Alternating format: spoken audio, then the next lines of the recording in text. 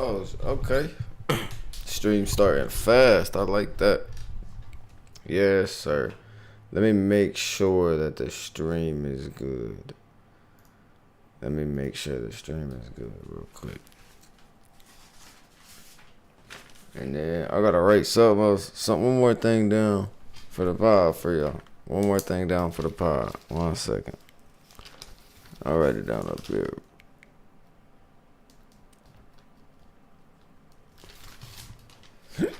Excuse me.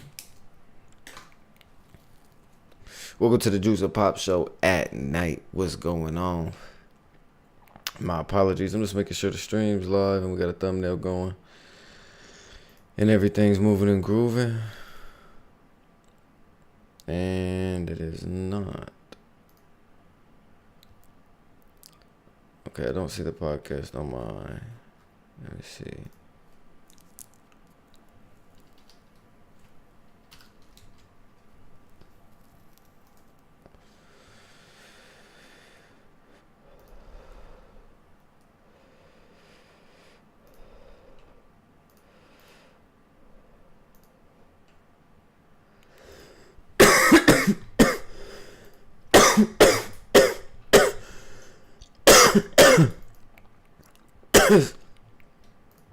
It's got the wrong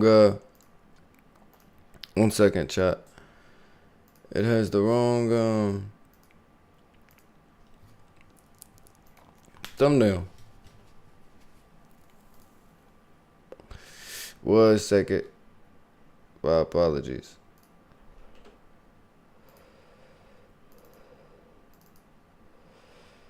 Thumbnail is where?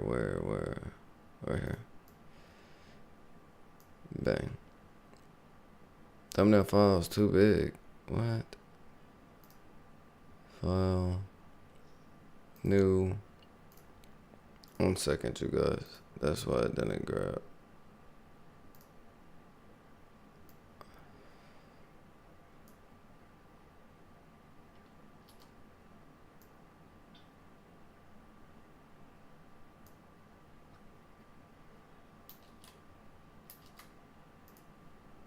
Hold on.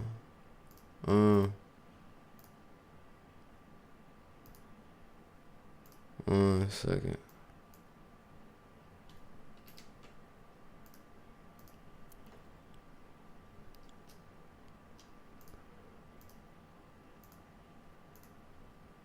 My bad, you guys. I don't know why I done this.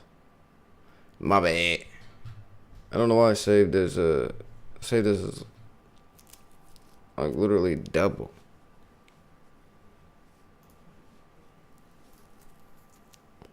I was trying to start this joint off the right way instantly. My bad, you guys. All right, there we go.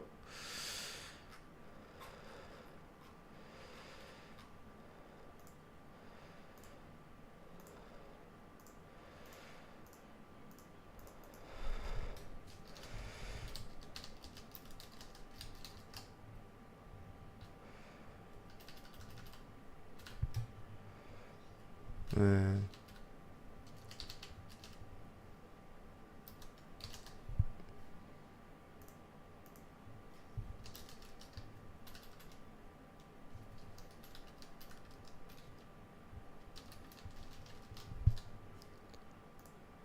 There we go.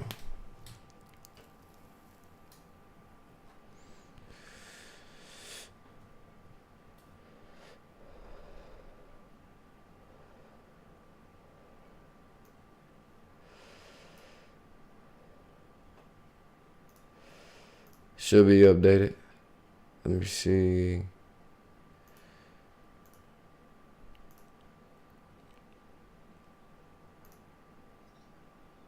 It's still not updated. Eags, what up with you? Appreciate you popping in. No, it says it's updated. Okay. It should be updated now. It should be updated. I don't know. Hey, I appreciate the tab though. Or the whatever you got going on. I don't know if you in here got me tabbed. Appreciate you though. That's love. Alright, chat. We just gonna start doing a little rundown. Do our ones and twos real quick.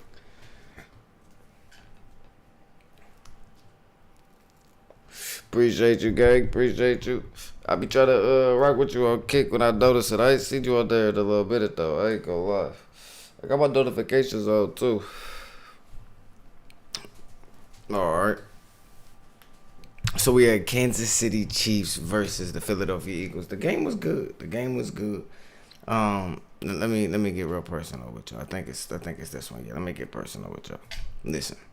It might be another Super Bowl. It might be another Super Bowl matchup. Maybe another Super Bowl. Maybe the rematch for both teams. I don't know. But I like what I seen. Not gonna lie to you, I don't like that camera angle or that one. I kind of like that one. That was cool. I like the other one when I got something pulled up. But you may get the Super Bowl rematch. You may get it. I don't know though.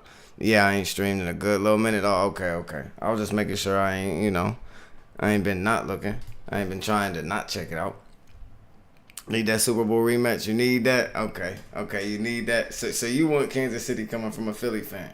So you want Kansas City as your... So you want that rematch. So you would rather see Kansas City. I don't know. I think the one team I would not want to see in the Super Bowl is probably the Chargers. Like, 'cause I feel like they would like weirdly play superstar defense out of nowhere, and then you got Justin Herbert. That's not a good look. It's gonna look like Kansas City out there. But you're not gonna be prepared for the defensive side for the Chargers, so it'll be a long day. But it was a good game, and we'll talk about it real quick. Defensive presence was phenomenal. D-line was having a lot of pressure on both sides. Okay, a lot of pressure. It was nice to see a solid defensive game from two teams that could go to the Super Bowl again, or just could go to the Super Bowl in general, rather than seeing the 35 versus 28, or the 35 versus 38, or 42, or however the score is gonna break down and shake down to. At the end of the day, I would much prefer a little bit of defense in my game. But I don't mind, a high-scoring offensive game. But not when it comes to that Super Bowl kind of caliber possibility of a game. Me personally. Y'all can let me know how y'all feel about that. But there was a couple big drops in the game. It was crazy. We got to get... so you want y'all get back. Okay. So Philly fans want they get back. Do you think all of the Philly fans have that mutual understanding that you got with yourself right now? So your mutual understanding is, all right, Philly, let's go get Kansas City. Let's go get Kansas City. I don't care what it is. I see red. I want to see red. Okay, I want to see red. I see red. I want to see red. It's is that how y'all vibing or talk to me? Because me personally, I'm not wanting to see Kansas City. I want my get back. Yeah, I want my get back. I just got my get back. I just got my get back. I'm cool on seeing you later on in the year. I'm cool. I'm just cool on it. It's too many ways that I could lose that game. If I could lose that game from first quarter to fourth quarter because of how good you are, I'm cool. I'd rather some other team just somehow get up in there, and I like my matchup. I ain't gonna lie. I don't want a free one, but hey, I want to make sure I get that dub. And I don't know if Kansas City the team that I want to see. But Kansas City, they're just that damn good that you might have to see them. I feel like we all get that. I can't see it because of the comment thingy that they have on here now. We just want to go to the bowl. Yeah. Yeah, I feel you. But what you mean, I feel like...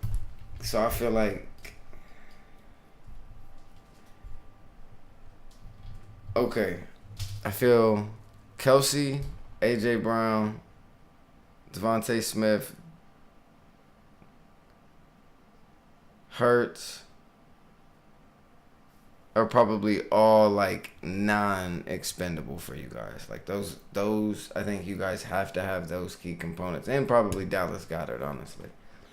I feel like you guys have to have all those, but I feel like if you guys can somehow keep Swift in the season and still make that playoff run like you're gonna make, but can you make it healthy? That's the question. And that's always been the question for Smith. Can he make Swift? Can he make it healthy? A lot of people think that he can't, and the Philadelphia Eagle fans are banking that he can. And I don't knock y'all for wishing for that. I would wish for it too. Health is a real big thing for him, and it's always been a real big thing for him. And we'll touch back on the Philadelphia game, but let's touch base somewhere else real quick. A-Chain, which is a rookie running back. If I'm saying your last name wrong, my bad, big dog. But he's a running back for the Miami Dolphins. Every fantasy owner in the world wants him to get more touches. Next thing you know, he gets hurt. Then the only reason why I would say fantasy owners is because every fantasy owner is saying, oh, why ain't he getting the ball? The same way that you're going to say for Gibbs, that's behind David Montgomery. But he's really beside David Montgomery, but people aren't looking at it that way. Now, Swift was the dominant back, like, let me use you. But it should be more, he should be a running back that is more used in the way that he is used now with Philadelphia, and also how Gibbs is used for the Detroit Lions. And that's just my personal opinion. I think James Cook could be used the same way, but James Cook could also be the running back the same way that Gibbs could be the running back, and the same way that Swift can be the running back. It's just, can they stay healthy? Once you take them out of that 8 to 12, 8 to 15, and 15 to 17 is the really high end on carries. Once you take them out of that range, then now you're bringing them into a whole different range of attempts that they're not used to. So 5 games later, they took 20 more hits, and that's just 20 more tackles. That's if they broke 2 tackles, that's still getting hit. Still many car crashes. You're still like got 20 attempts. Let's say you broke at least 2 or 3 tackles. So now you're looking at least 22 to 23 car crashes that you're going through. And a 3, 4, 5 week span, however you want to look at it. Like, you're going to eventually put that body into a wear and tear. Now, majority, not even just athletes, majority human beings can't even take that kind of punishment. And then when you take the superstar athletes that are capable of, and not all getting the treatment they're probably supposed to and spending all of the money, but yet you can still understand that if I walk outside, or I go do this, or I go do that, or whatever the case is, or I'm at work, or whatever the case is, and I get hurt, or if something happens, I'm messed up for a couple weeks, right? So, like, that hurts how you are at home, right? That's going to affect that whole team for how they perform for the rest of the season. One injury. And it's the same way with your job.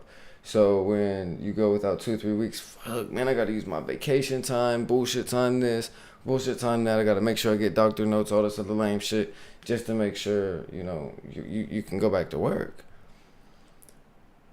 Because your injury's not too severe to where you can't get not go to work, but it hurts so bad that you can't go to work. But, like, it's in between that phase, and people lose their jobs all the time because of little stuff like that. Running backs will lose their jobs all the time because of that. And I'm, like, trying to bring up little points to where you can relate with it to life, because it's the same way that Swift lost his job. Swift lost his job because of the same thing. He couldn't maintain the load that offense wanted to run. So what's going to happen? You get a running back that can. David Montgomery. They just get replaced, right? Same way that you will at your job, same way that I will mine. Dig me. Just get replaced, right? Next man up. It's that simple. So when you start giving these athletes those carries, you start hurting yourself in many ways. You start hurting the athlete. Then again, you're thinking, okay, I got him signed to $7 million for 2 years. Now I got to worry about this injury that lasted for the rest of the season. Is he even going to be able to play next year? Okay, when do I get him back next year? Now you're worrying about next year, and you still want to worry about this year, especially when you're that kind of team. But you only rented him for 1 year, so you're good. You're on a 1-year rental basis just to see what you kind of get out of that. So you're not in too deep, and you're more than likely going to look for drafting a running back or picking up a big running back this offseason. That's more than likely what's going to happen for Philadelphia, unless Swift can stay healthy all season, and then he'd probably get a contract. If he can stay healthy all season, he'll more than likely get a contract. But the moment you take him out of that workload, what happened? Gainwell had to come into the game. Why did Gainwell start having to come into the game? A little bit more workload.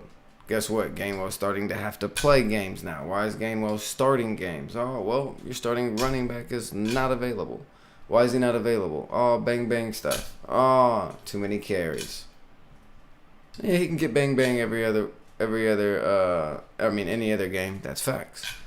But he played 6 weeks in a row when he got 12 or less carries. 2 weeks in a row, he got 12 or more. The third week after he got that, guess what? He didn't play. Well, it's telling me something. Let's take a couple carries away from Doggy Bone. Let's give him to the backup running back. Okay, we don't got a backup running back. Now we need one. Okay, now we need one that can do something that either he can't do or something that he can do and we can just relieve. And that's why they went and picked up him. That's why it made sense to pick up Swift for the Eagles, because it's a complimentary back to Kenneth Gainwell. So, just to touch a little basis on that, I love what I get out of that. Swift is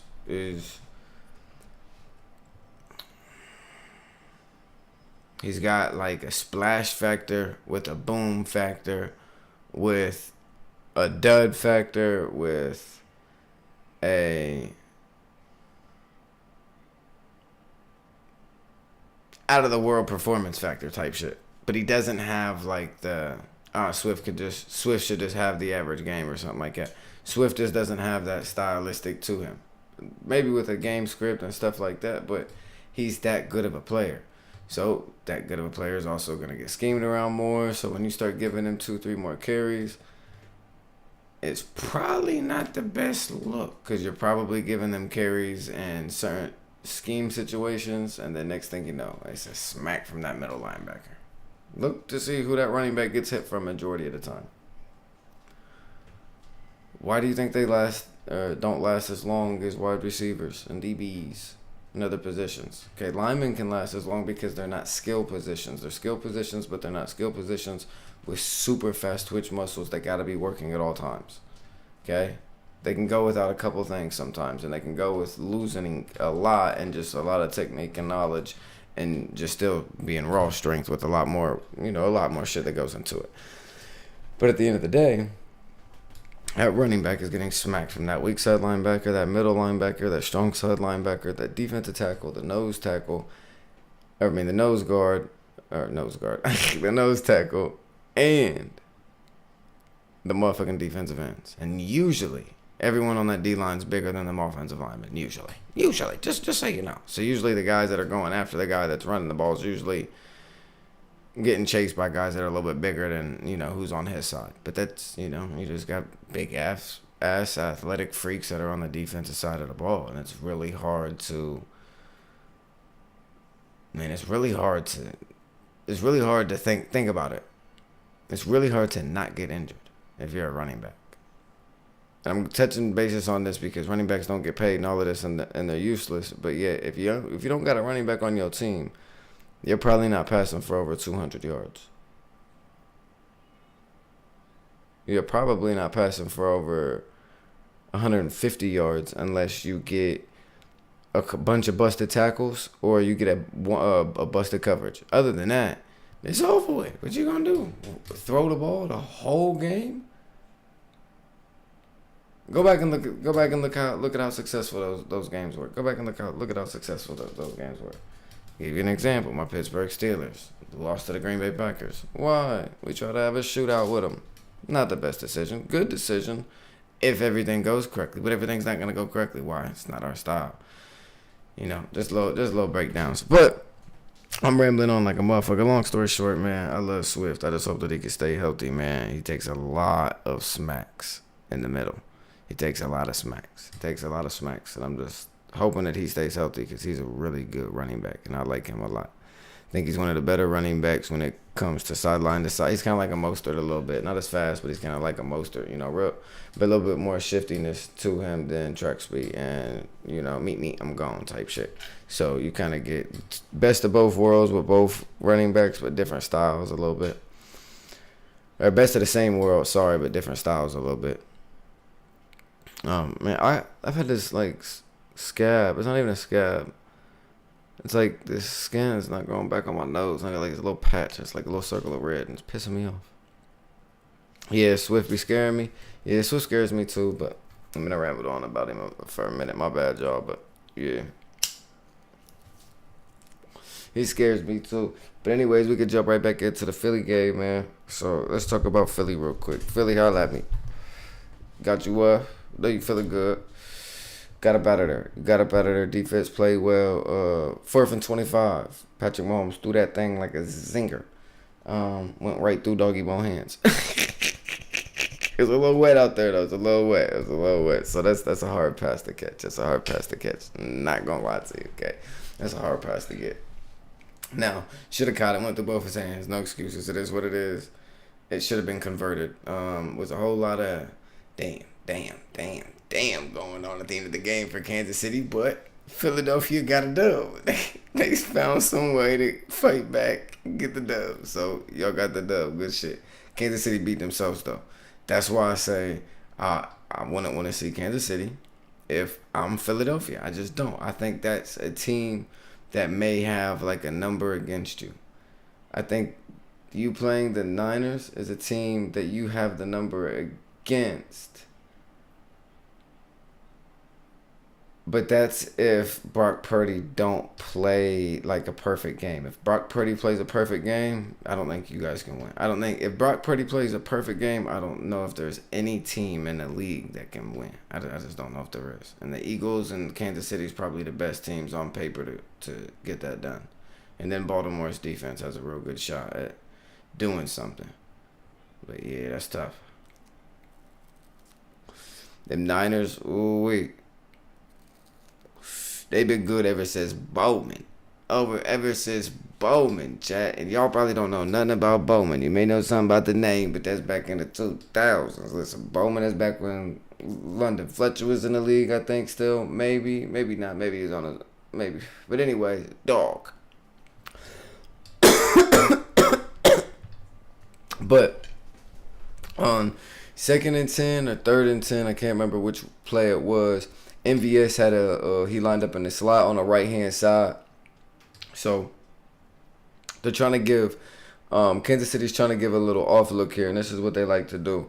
They like to put their fast wide receiver, which is MVS in this case, in the slot on the close side, or on the short side of the field. And then bring him closer to the offensive line, right? So they either motion him over or to shoot him in the slot on the right side, which would be close to the out of bounds if you're looking at the top of the screen on the TV, right? And you're watching the game, trying to help y'all out just a little bit. If not, my bad. But anyways, they're bringing him into that slot, so it's more like he's in the center of the field. Now, when he runs this post, it's kind of like a post that's It's like a post that gets options. Like you can run the post how you want, but you want to run it as skinny as you can because you want to get vertical as quick as you can to cover as much as field as you can to get across field to the other side of the hash. So you're going from one hash to the opposite side of the hash, and you want to get there before the safety, but you also got to understand that you got to run the post good enough to be able to get open. And then the other thing, and I'm just trying to help break a little bit down to you what goes into plays. And then you have to understand, okay, I understand that with the DB. I understand what I got to do. Now I also got to understand timing situation right now. If I catch the ball here, do I try to run this post this way, more to the sideline? And if he plays me on the boundary toward the sideline, I'll just take it out of bounds. I won't even try to go for the yard. So he might be thinking all of those things. That could be why he has the drop. But he runs it inside perfectly. Runs a skinny post perfectly on the inside. Shortened it up just a wee bit. And then he allowed his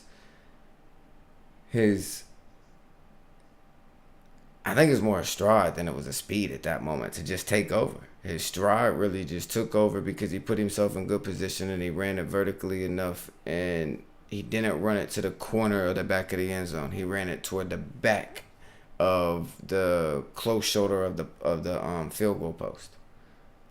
So he runs it like his back shoulder of the end zone and his back corner, but then like he runs it to where bing, and then once he turned his hip to come inside for the post, it's not like he's running a flat post. It's kind of like a vertical route, but I don't know. It was like a post, but he made it a little vertical, and it was a good route. I gotta give credit to the route. It was a good route. But dropped it, butter beans. On to the next. Sold the bag, and then you had to drop from Watson, man. Watson dropped that joint. Yeah, so Philly won the game. That's not for the trophy. So y'all got y'all one. Good shit. On to the next thing. Joey Bosa is injured. Maybe on the injured reserve. He had a foot injury. That's a tough one. Foot injury. I don't know if Joey Bosa is going to. I think his contract. I would have to check. I don't know how long Joey Bosa's contract is. See, Eags, I need me like a for the podcast. You know how everybody be having like a behind the scenes fact person and stuff. Or like if the show's already ready, you already got all the information that you need and whatnot. But you know me, I'm never prepared. I need me like a an automated system on the side, like a Hey Siri or something.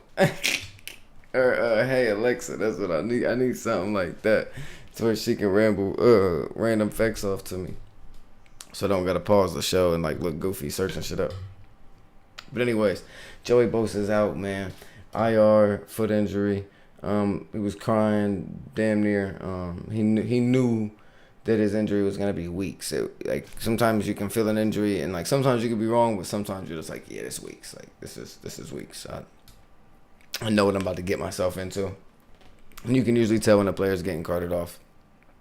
Sometimes players get carted off, and they look like they're okay and stuff, and then it's only a 4-week injury, and they're really happy about it because it looked really scary. His didn't look the scariest, but you know, not everything has to be, you know, a bad injury or look bad for it to, you know, still be a painful ass injury. So he's gonna be out for a little bit, man. Hopefully Joey Bosa gets better, man. Bosa get better soon. The Chargers are gonna need him, especially if they can make a playoff run, if they can get into the playoffs. So we'll see what happens there. I ain't gonna lie to you, my dog Kareem, man. Listen, we're gonna take a trip over there to Denver. NFL, can we figure it out? Can we figure out what is the allowance and what is the, you know, non-allowance? I love the game of football, man. I love the game of football, and I think everybody else in the world does, and I think we all love to watch the game of football. But it's hard to love the game of football when my safety keeps getting suspended. 2 of them. So my dog gets suspended. Okay, the first one cool. I get it, okay? I get it. The first one's cool. A lot of people don't think that one was worth a suspension. I think it was borderline, but I agree with it. I agree with that one. That one was cool. Because, and this is the only reason why I say because, but I say because Kareem Jackson is a very good, fundamentally sound safety. Very good, fundamentally sound. But then on the other coin, defensive players are just gonna start injuring themselves when they tackle. I mean, that's what it's gonna boil down to. Okay, if that's what we're gonna do, right? At the end of the day, you're just gonna cause defensive players to get injured. Once defensive players get injured from making tackles, then what are we gonna do? I get some rules, cool, but to give the quarterback only from here to here, between the top of the numbers and the bottom of the numbers, that's hard. It's hard to accomplish every time. You know, you gotta have some lenience, and I feel like you tell the refs they can have some lenience, but then they really don't be having lenience. And then it's like the refs are scared to have lenience, because then if you got 2 cool refs in the game and they're lenient on some things, then people are gonna say, oh, I got cheated and stuff like that, and that's why people say the game's rigged, all types of shit. So I think there needs to be a better understanding with the refs, maybe, on what can be allowed. Like, okay, we can be a little lenient here, and then this is where we'd be lenient. Okay, first quarter through fourth quarter, lenient here. But when it's the last 2 minutes of each quarter, you know, don't really be lenient. When it's the last 7 minutes or 10 minutes of the fourth quarter, we're not lenient at all. You know what I mean? Like, have certain structured rules that are in place, because I feel like certain things like that is kind of more or less, you know, what kind of ref you get, and then you get more complaining, all types of shit. But then that helps with views. So it's really kind of on what the NFL and what they want to do. Gotta talk about a couple other things too. So, I think it was 3 weeks ago. It might have been 4 weeks ago, but Kareem Jackson got suspended for that 4-game suspension. He filed an appeal. The appeal goes through. Goes from a 4-game to a 2-game. Comes back last week. This past Sunday was his game back, and in his game back he hit Dobbs, I think it was, and got suspended again. So, and I think like 3/4 of football or 4/4 of football he's been suspended. And then you guys don't understand, man. Players are gonna miss a game check. Then you can kiss incentives goodbye. Whatever incentives you had in your contract, you gotta understand these incentives aren't made for you to miss 2, 3, 4 weeks of the season with an injury. So players that have incentives in their contract, and all players have incentives in their contract. Some of them have a lot, especially the ones that have a lot. You think they don't want to play? You think they want to be injured? No disrespect, but this ain't basketball. This is not basketball, okay? I gotta play. I need my game check, okay? I need that, okay? Mine's not guaranteed. I need that, okay? I'm gonna go play for mine, okay? I don't even care if don't put me in cool. I make $175,000. Yep, I'm on a bench. Cool, $175K. I mean, most players aren't getting that much money. That means that they're making, like $2 million a year. I don't know. Not a lot of players are making that. Yeah. So there's a lot of players making anywhere between $80,000 to $200,000 just chilling on the bench, kicking it. Yep, I need that per game. I need that. Because you just got to think what they make and then divide it in between games and stuff. You guys can do common denominator math and look it up and break down people's game checks if you really wanted to. But anyways, Pete Carroll said it's more than likely no Geno Smith on Thursday night against the Niners. Damn. So that means when Geno Smith came back on Sunday, made a very, very, very good stand for himself, though, man. I wish he didn't come back now, because maybe you'd have got to play the Niner game. I would have rather seen you play the full Niner game and possibly get a dub or have a close game than see the game last week. But good game last week, came back and finished on a game-winning drive. I can't really say too much, Geno. That's good work, Geno. I'm not mad at you. I got a lot of show to run through, but I kind of could have praised Geno just a little bit right now and say sometimes you get comeback player of the year, or you get most improved player of the year, and this is no shots at nobody, or you get MVP, or you just get awards, right? You just get an award, and then sometimes you don't keep doing what that award said, or just keep performing anywhere even close to receiving, an award like that from, if you were to be, comparing yourself to the year even before. Good shit. I'm not surprised, but I'm surprised, Like, I'm not surprised, but I'm surprised. Yeah. I'm not surprised, but it's like I feel like I knew Geno could always get money, and I know he was always a solid QB, but it's a system for Geno as well that I believe, and I think Pete Carroll is a good system for Geno. I think that's a decent system for Geno. I think like that, maybe a Washington scheme could be good for him or terrible. I don't know, 50-50 on that. But yeah, Geno. That's good work, man. That's good work. Let's talk. I guess we could talk about this injury, man. Talana Hamfaluga. Safety for the Niners, man. My dog. Man, been rocking with him since USC for a minute. So probably like the last 4 years now. Not too long, but a little bit. He's only a 2-year player in the league.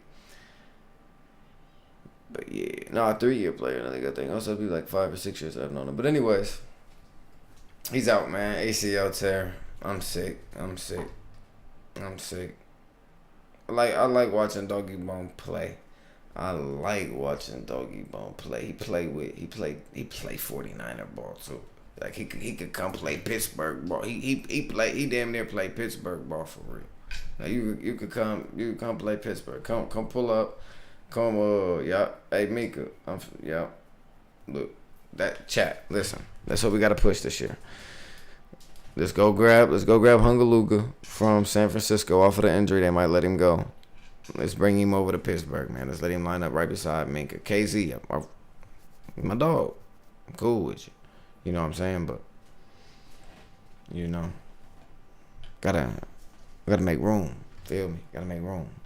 You can still get reps though. I gotta make some room though. Gotta make some room for, gotta make some room for that. I ain't gonna lie to you. Need that on the roster. But anyways, San Francisco's not gonna let him go. I'm already knowing. I'm sad, man. I'm just sad. I hate any player getting injured, but I really hate players getting injured that I've, invested some of my time into, just like anybody out there in the world would. For a fan of any sport or any athlete, a sports fan of a team or an athlete or actresses or actors or, anything. So, yeah, man, I'm pookie. Tim Boyle's going to start for the Jets. That's cool. Zach, sit down for a little bit, gang. Probably get to play again. Lock in, though, man. Like, Zach, you can play. You good. You're a good quarterback. You're not a bad quarterback. But you just don't play good. And you don't do consistent shit. Like, play one time for me. Come on, play. My pops be rooting for you every day, man. Every day. OG riding with you till the wheels fall off, man. And wheels keep falling off. And I promise you, Pops and all you other fans got a whole bunch of tires, wheels, rims, whole kit, everything. All the way down the E-way for you. But damn. You could also just take off a little bit, right? Do a couple laps. Then take a pit stop. Dang. Zach be getting me, man, because he be getting himself. Zach Wilson gets himself. It's not... Zach Wilson beats himself, too. He's not a bad QB, man. He just plays bad. And he's not Jay Cutler, but damn.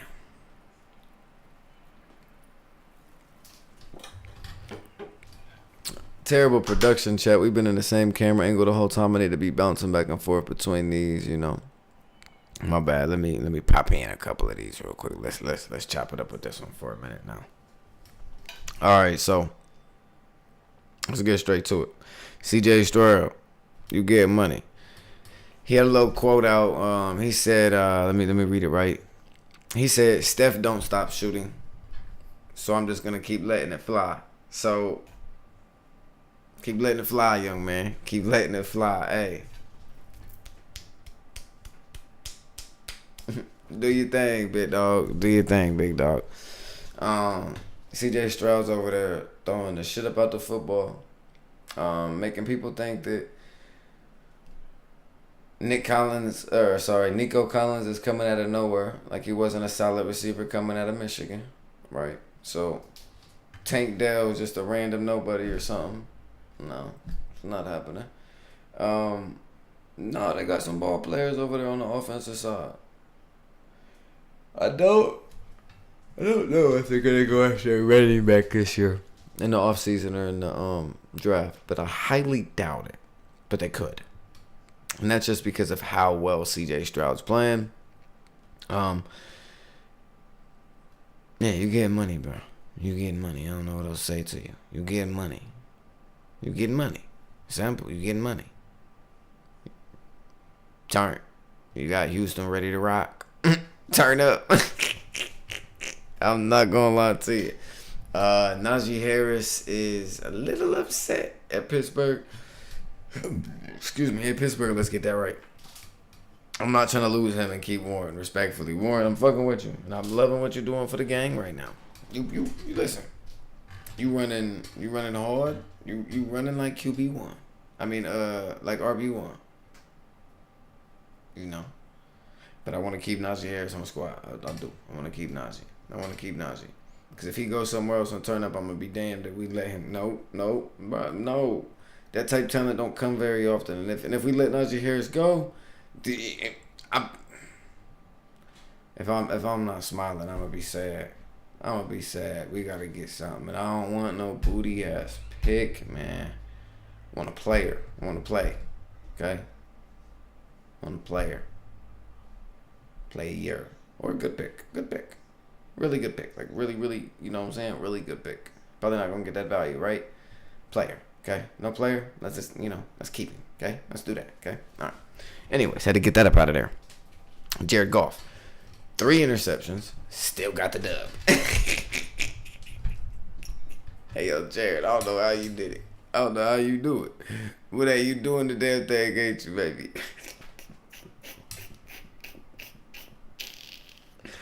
Hey, he said, I'm at one of my worst performances and still perform okay-ish and get the dub. Shout out to the Detroit Lions, man. Dan Campbell, Jared Goff, David Montgomery. And I could have said this man's name first just to start it off. Armand St. Brown, just to let y'all know something. And he was a special teams man pulling up to the NFL. What's really going on? Could have started it off with his name. Y'all are playing well. Good work. Good work. Good work. I really want to see what a possible Detroit playoff team look like. I want to see what that looks like. I do want to see what that looks like.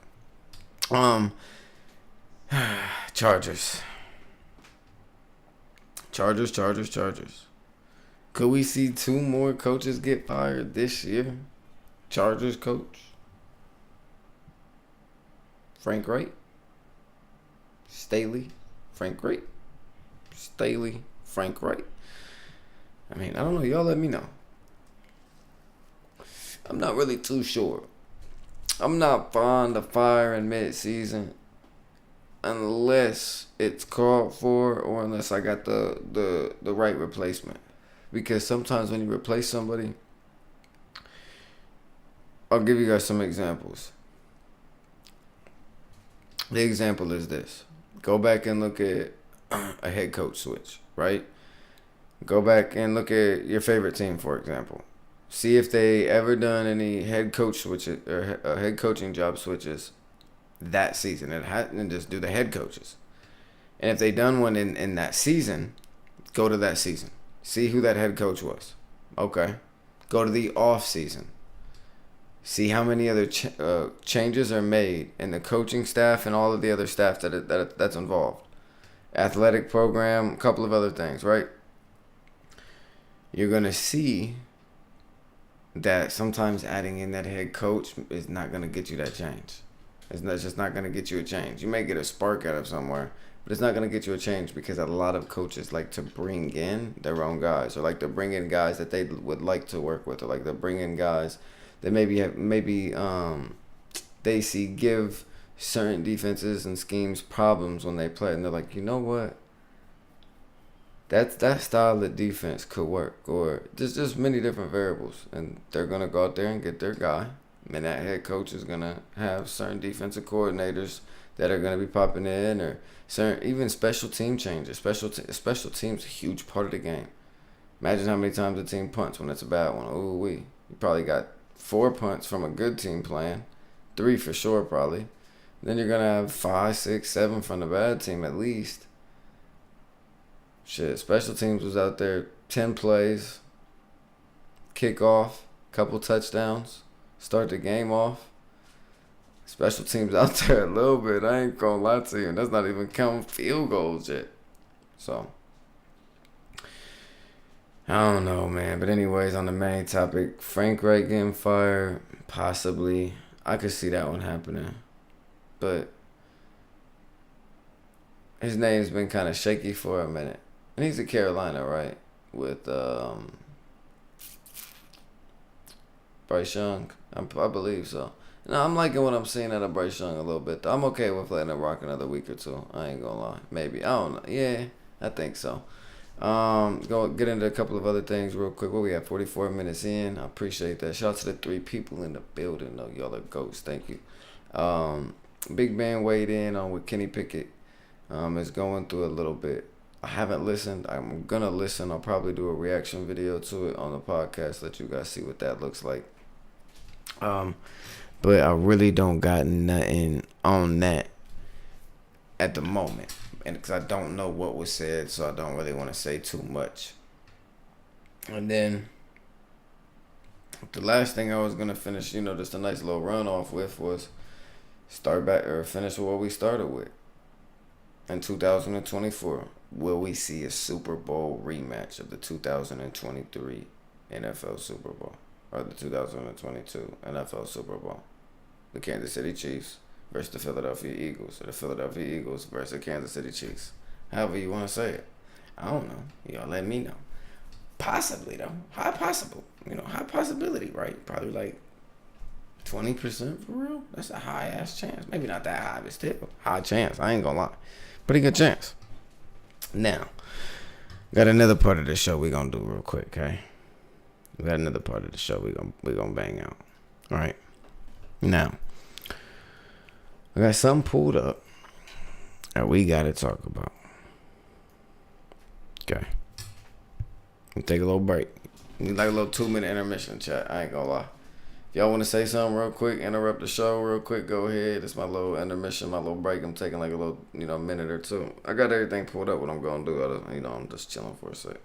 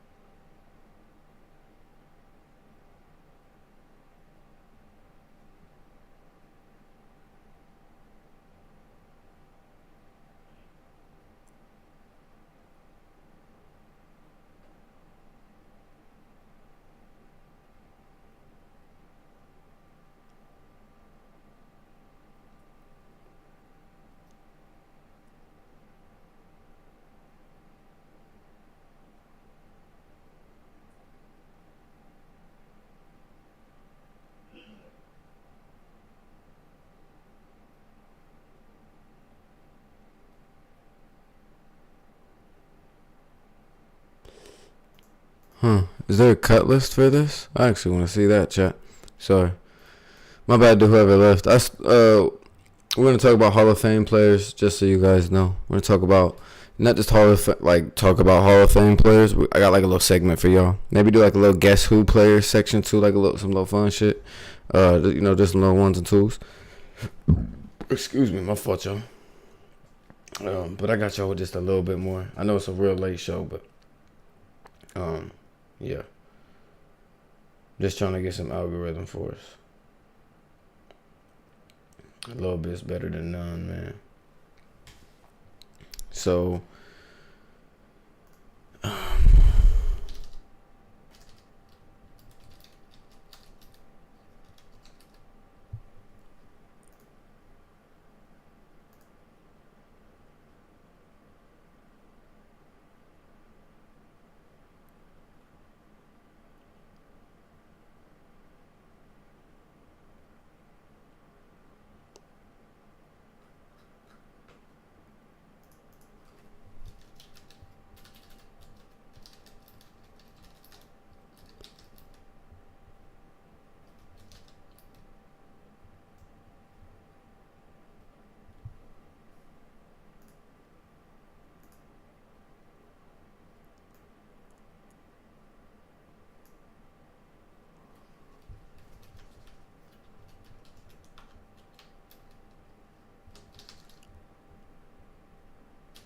let me see. I'm trying to see something, chat. I'm trying to see if I can find.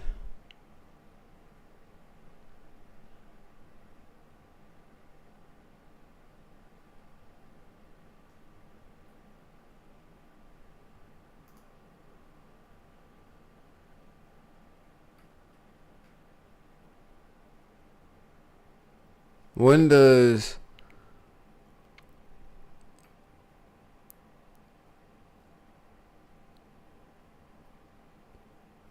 Huh.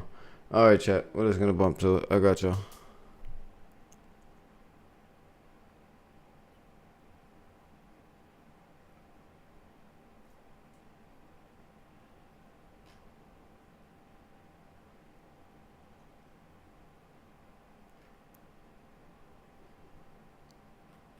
Alright, so I'm gonna more than likely do a video for you guys tomorrow on this. But I'm gonna touch up on it tonight. Damn, I had one or two things I did want to react on stream too for you guys. But fuck it. Okay. So we'll just jump straight into this. And I actually wanted to show you guys a little bit more, but we'll just bump into it. So in November, this list gets cut down to 25, and then in January it gets cut down to 15. So it is November now, right? And it's the 20th. So 21st actually. Your boy, birthday tomorrow. Rock with your boy on the stream tomorrow. It's your boy birthday anyways. So we got the Hall of Fame list, and it goes from 100 and I think it goes from 67 offensive, 50 defensive, 12 special teams players. So it's 117, 129. So it's 129 players. And out of 129 players, it gets cut to 25 sometime in November. So I don't know when it actually gets cut to 25. So let me do 25 semi-finalist. Let me see if this pops up. 2024. Let's see. Nope, it just showing me the 173 list that got cut down a little bit more. Yeah, the 173 list got cut down a lot. Dang. Huh?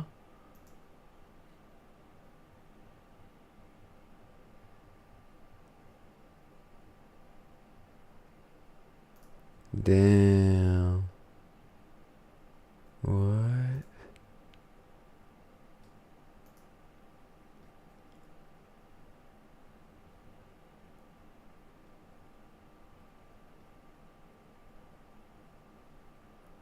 Alright, so real quick, just before we start, I'm just gonna tip it off with this. So Jamal Lewis stays on the nominees, but Ricky Williams doesn't. Brian Westbrook stays on for Philadelphia, and I know we got a Philadelphia fan in the house. And what? Oh shit, that's tough. That's tough.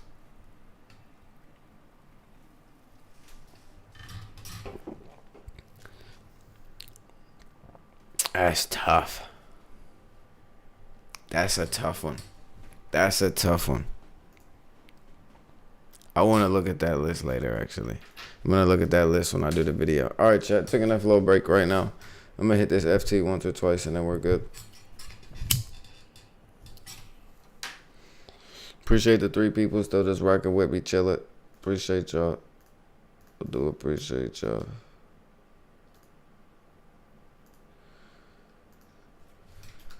Appreciate the love, man.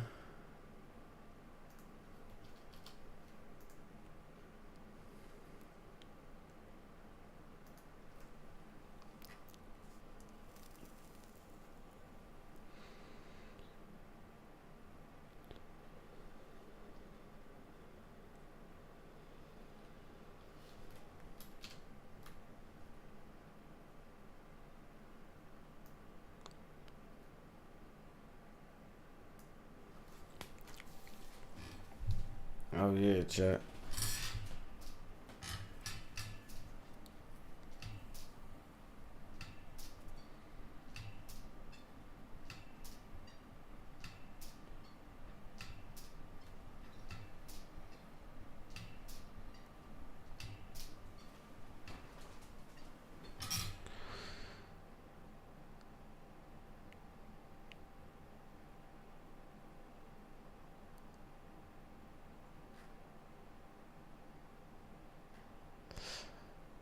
Oh, today's Monday. It might be tomorrow, chat, when this shit gets reduced down. No way.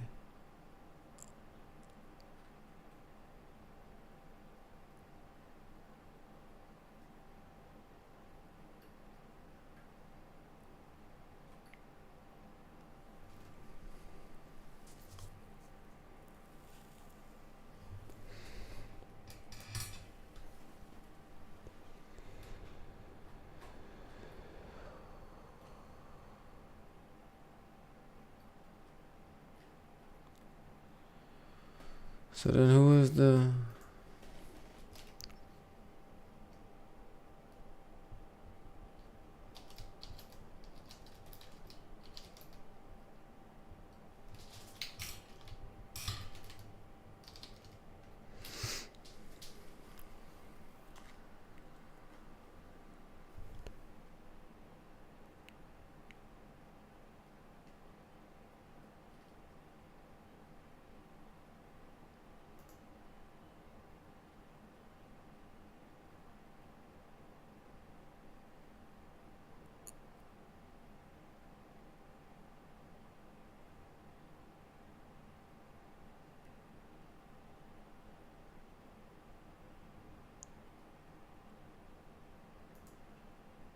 Okay, so Darrell Reeves got his. Yeah, he did get his. Okay.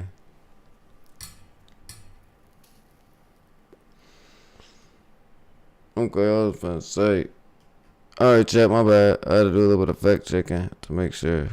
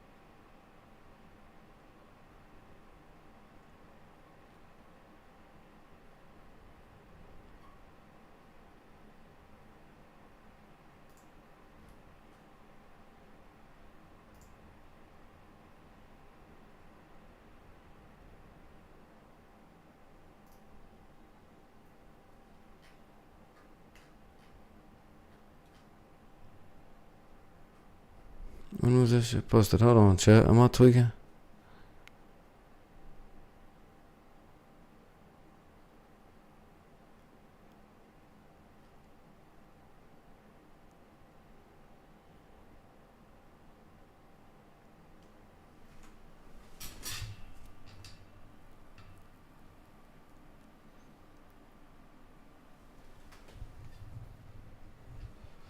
Damn, I was gonna do a little cool little Hall of Fame video for you guys. I ain't gonna lie.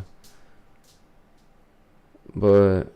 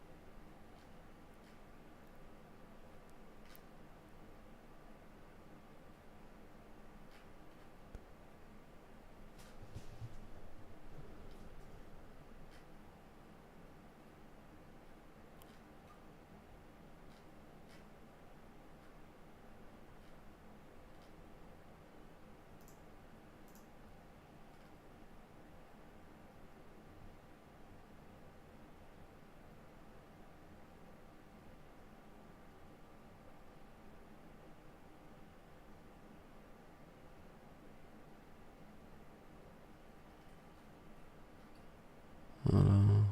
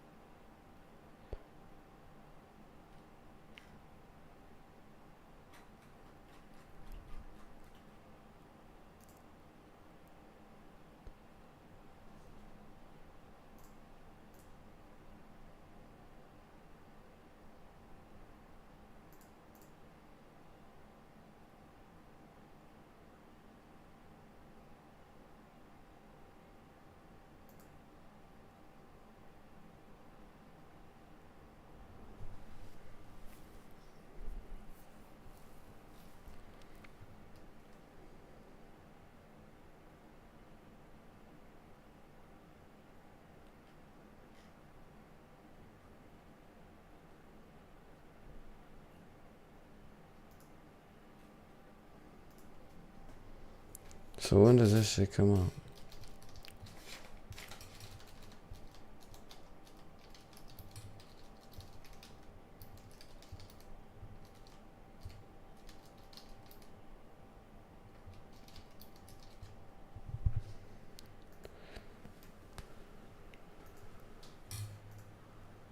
Let me see.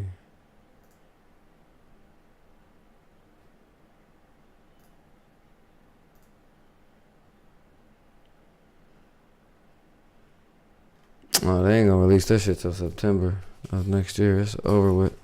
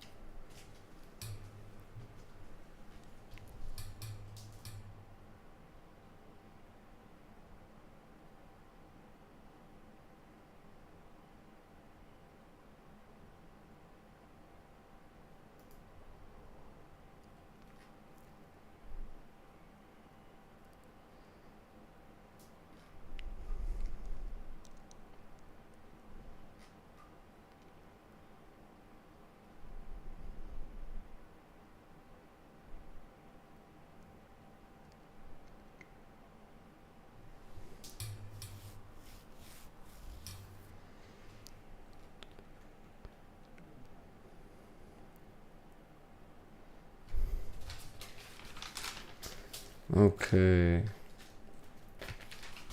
Let me see. I'll do something for y'all in like 8 seconds. Y'all know I got y'all. Bang. Bang. I make something else shake.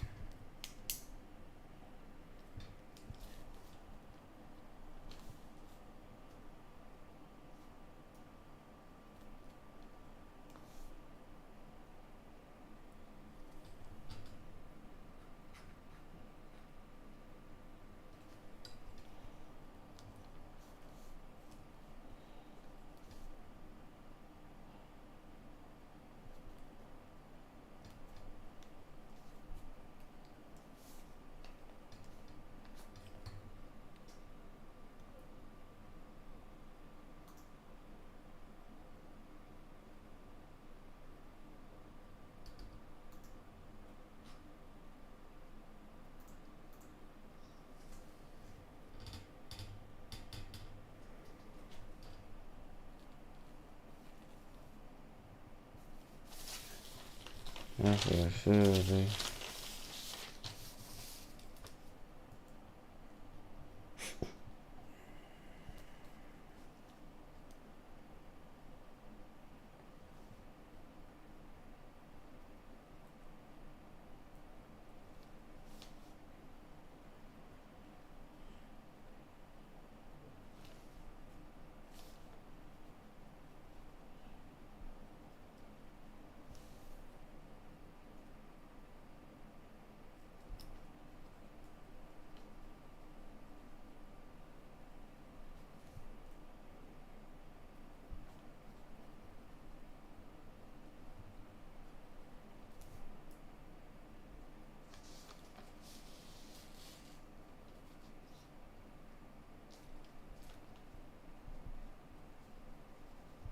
Yeah, I gotta let him in too. Okay, chat, we good.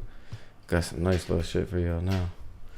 Yes, sir, man. They gotta let all these guys should have been. What?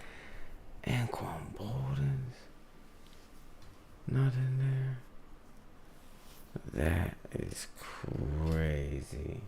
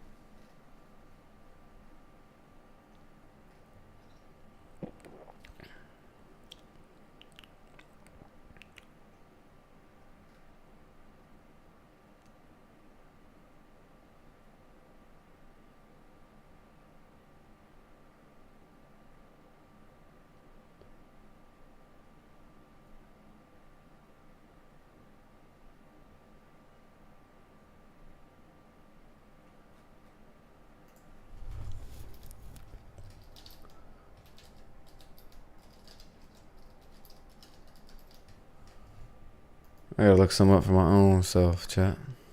I don't even know this question.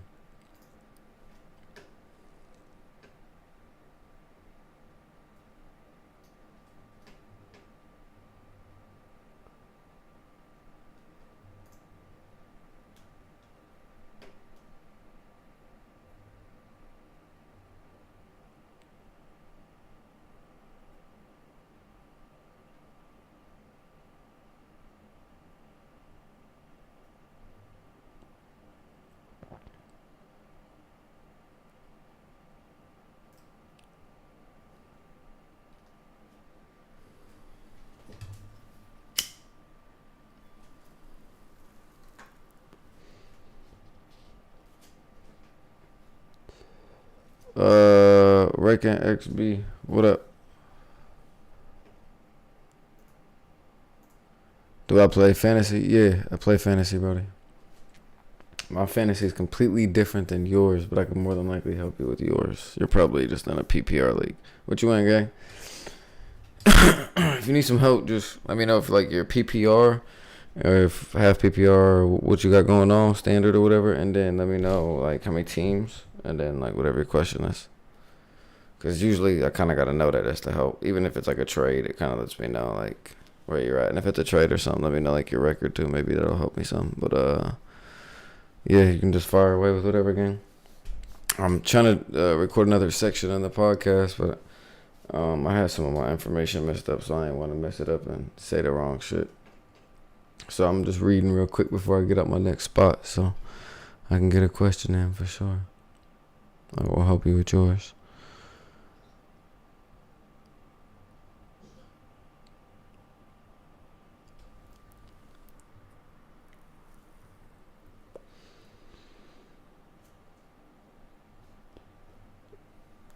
Okay, yeah, we gotta do that. That's what I'm at for that. That's one. Ooh, I can get one more in. I can get one more in. I might have to get like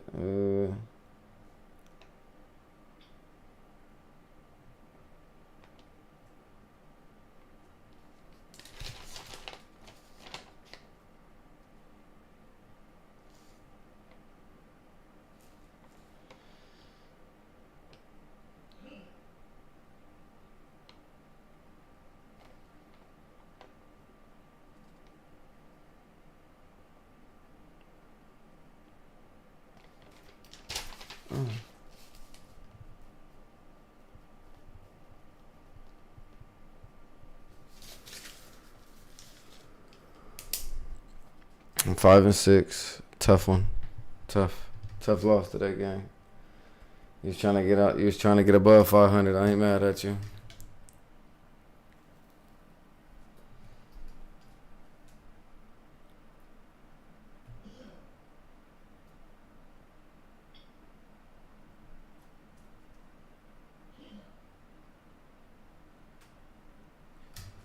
list off, like, I would just say, I mean, if you got Discord, I mean, you could also do this and make it easy on yourself. Um,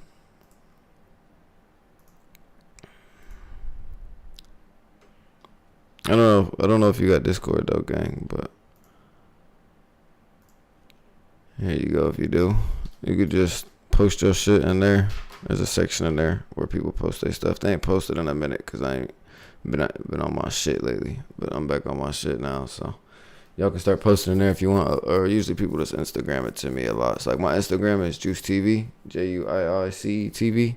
You're more than welcome to hit me on like quick shit too if you need like quick adjustments. So I try to get back to you guys, if I got the time. But I don't know. Just list off like your available running backs if you want help. Cause I mean, if you just want me to tell you out of those two who I'd take, I'd probably take Salvin. I mean, but that's also on you, gang.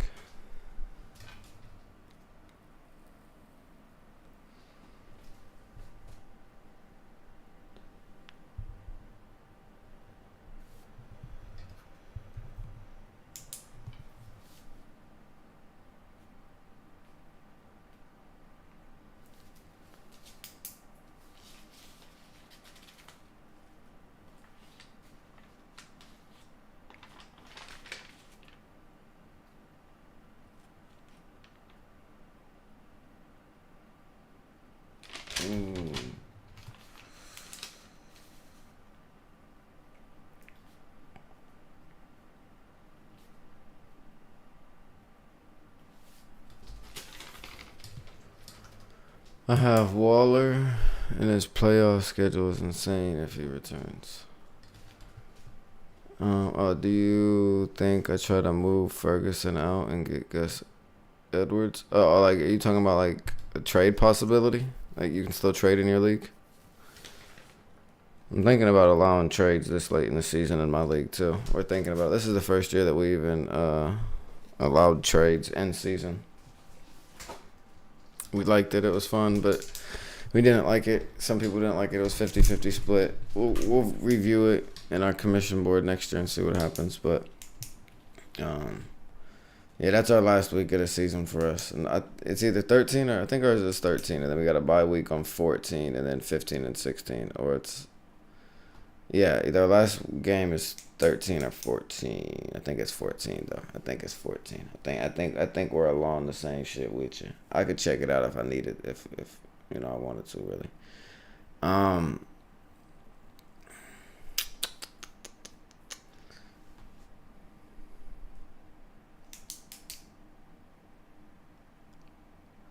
But all right, so hold on, let me reread. Do you think I try to move Ferguson out and get Gus Edwards? Cause the guy with Gus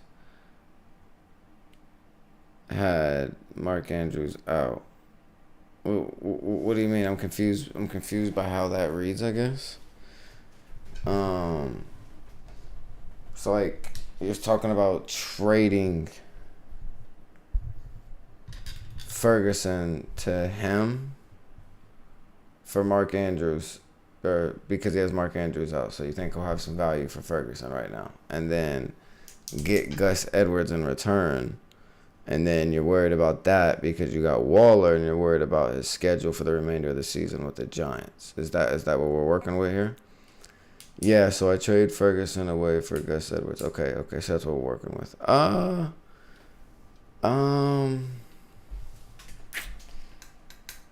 That's a. If you think you can, is that something you can already get done? You think? I wouldn't mind moving Gus Edwards. I mean, moving Ferguson for Gus Edwards right now. Nope, would not mind that at all. Yeah, I can get it done. Is there any other options that you think that you have? Is there anything else that you think you got going on possibly in the league?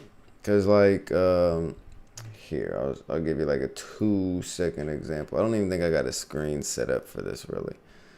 Yeah, I really don't at all. Yeah, none of these screens are set up for this here.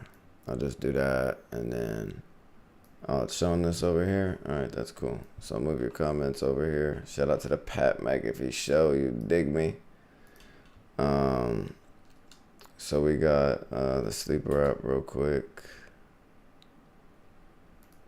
Let's widen this up. Alright, so this is our sleeper app engagement. Your boy 11-0. You dig me? Oh, you can't even see it.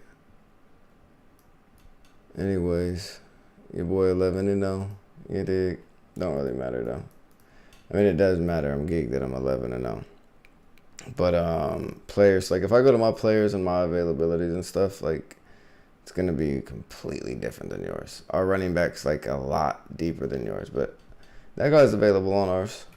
But there's a lot of other guys that are probably available in your league. I mean, you're in a 12-man, right? You said, yeah, 12-man. So it's gonna be a little bit deeper, but I think that you probably have a couple of options that are available. Inside of here, honestly, if you really wanted to go here. But if you're really looking to make a trade, then Gus is fine. But that other guy there, he's gonna get some reps a little bit. Just like he doesn't look fucking bad. Keaton, what's his name? Fuck, he did not look bad, bro. Man, he don't look bad. No, actually, whatever you see on is about what I see. This is about what you see right here. Okay, so your league's not bad then. I like that. That means your league's not bad.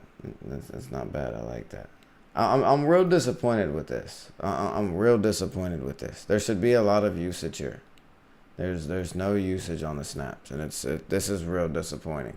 This is real disappointing to draft. Don't make sense to me. Excuse me. This don't make sense to me to draft it. Not last year. It's like a lot of their draft picks don't be making decision with their choice making in the draft room sometimes. It's just kind of like, yeah, it is what it is. Yeah. I forget what I said, but probably like this. I'm cool on that. I'm really cool on this because, so like, this right here, it's like you're not really gonna score off of this, like, but you're gonna score off of a touchdown possibility. He had a touchdown last week, so he's gonna have some value in your guys' league right now. I'm assuming touchdown smack for you guys a little bit, right? I don't know. I'd rather have him than Dalvin Cook, though. I'm not gonna lie to you.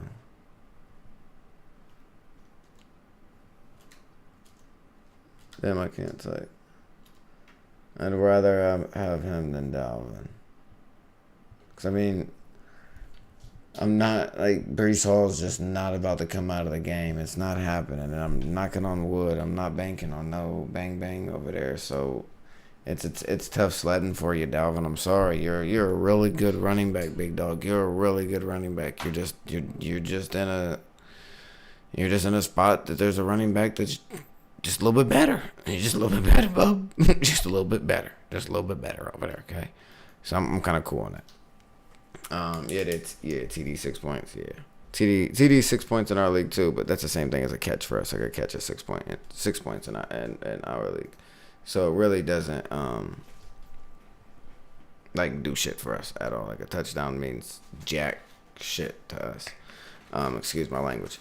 But I want to make it to where touchdowns mean a little something, but it's hard to, man, because think about it this way.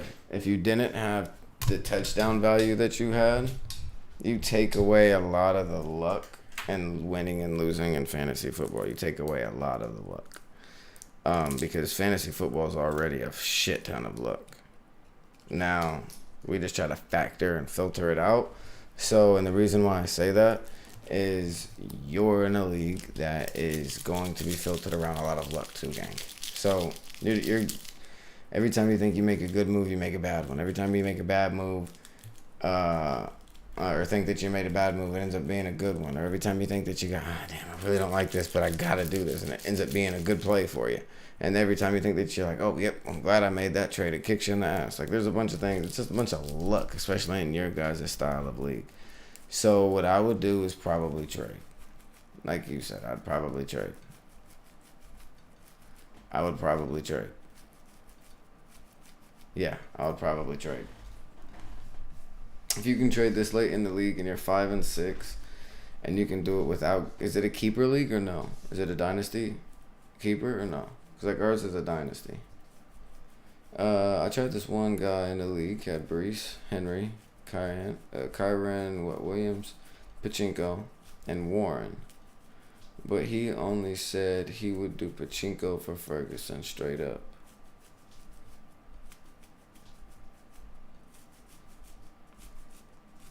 Time out. Rewind. You're still here, right? You're still here, right? Hold on. Let me go to a different camera angle. Hold on.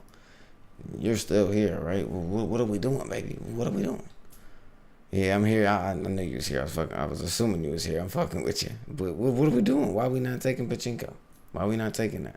You don't even want to see the trade I just made to get Pachinko. I gave up like way too much, but yeah, I traded for Pachinko. Here, you want to see it? Here, I'll show you my trade for Pachinko. Let's see what I had to give up for Pachinko. And I only done it for the league. I mean, it's just like a cool thing to do, but a cool thing. It's a little story behind it. But anyways, I gave up James Cook, Stephon Diggs, and Jacoby Myers for Isaiah Pachinko. 3 years worth of 4s, 5s, and 6s. That's what I gave up for my Pachinko. I don't even have that high a value for Pachinko. I gave up a lot more than what I wanted to. And even in your style of a league without him getting a bunch of touchdowns, because he's not a touchdown target at all, I would still probably rather have him than Gus Edwards by far. But the only reason why you would want Gus Edwards is because he scores in the red zone. That's the only reason. It's just the chance factor. That's the only reason you would want Gus Edwards over Isaiah Pachinko. And that's just respectfully. Redraft league, yeah, so it doesn't even matter about the name of the caliber of the kind of player that you're getting either, yeah. So Gus Edwards may make even more sense then, I guess. The problem is my league is that all of the running backs are banged up, so nobody wants to trade. Yeah, running backs are taking a big smack right now. Besides the guy with Gus. So you can get Pachinko or Gus basically for Ferguson. Is that what we're at? And if that's what we're at, we just make it real simple. You just take whoever you want. You just take whoever you want right there. Can you trade Waller for more value, or are you not gonna get that value for Waller?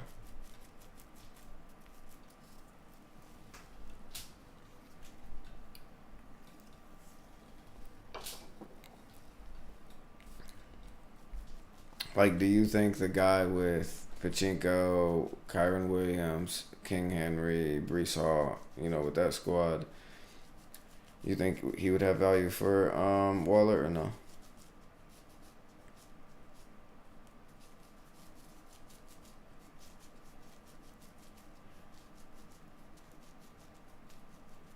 Isaiah Likely's nice too. Isaiah Likely is nice, and he's used in the offensive scheme rarely with Andrews there. So he's more than likely going to have a pretty good game too. So if you get rid of him, you can just pick up Isaiah Likely in waivers. I'd rather have Jonnu Smith for the entirety of the season, but just in case I got to play a tight end next week, Isaiah Likely. Shout out to the 5 people watching the pod right now too. I do appreciate y'all. Y'all don't gotta subscribe. Y'all don't gotta drop a like if y'all don't want to. I just appreciate y'all in the building. Yeah, that's love. No, cause he has Goddard and he's injured, so he needs a good. So he needs a tight end type shit. He need one. Yeah, so he would rather have the. I think I'm gonna get the for sure points. I want for sure money right now. Yeah, he'd rather have Ferguson, but that could also help you. And Waller could have 2 or 3 good games, and that could really help you for real. Yeah. Long story short, though, I'm giving that up for either running back if I could get either running back. But also, I wouldn't be Like I'm 5 and 6. I wouldn't be shy to put together one of my solid bench players that maybe isn't in my rotation, or maybe has a bye week coming up. You know what I mean? And then just putting one of those in there with Ferguson, and going and getting myself what else do you have out there? Like, he probably ain't gonna give Brees all. Yeah, I don't know what else you could get low value wise. That's probably around the best low value you could get. That's probably the yeah. I really don't care for Ferguson. Do not care. But that's just me. So I would trade him for not a bag of chips, but I'd trade him though. For sure. Like, he wouldn't make my roster. But then again, I got Sterling Shepard on my roster on my bench right now. So I'm hanging on to a guy that can't play on turf, and every league or every fucking stadium has grass that is turf. So it's turf, not grass. Damn near, man. Be mad as shit. Anyways. So I can't say too much, man. And it's just my opinion on what I think. It don't mean that shit right. Okay, so the plan is give up Ferguson and I guess Edwards, or I try to pick up Salvon Ahmad and try to bank on Jones coming back.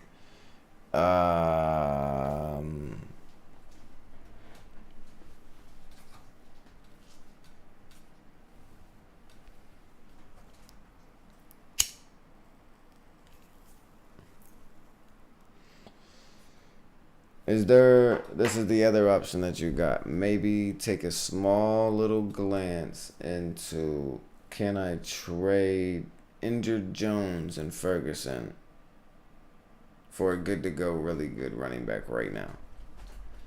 And then them take the chance on Jones coming back and that team that has two good running backs. I don't know how many running backs you guys can start, because it looks like people are stashing a good amount of running backs kind of like our league. So I don't even know what your bench looks like. I don't know what all you could do, probably. I don't know. That's probably your best bet. Yeah, just do that. I'm the complicated brain, bro. You don't want help from me. My brain complicated as shit. I try to think of a million different little, things that are possible and stuff. But you said try to trade Jones and Ferguson for who? It just depends. Like, if we looked at my team, right? And if we looked at my squad, I'm 11-0. So like, if you can find a team that's like solid and it's okay, this helps too. It's one quarterback, two running back, two wide receivers, one tight end, one flex, and defense and kicker. And like, okay, so that simplifies it very easily.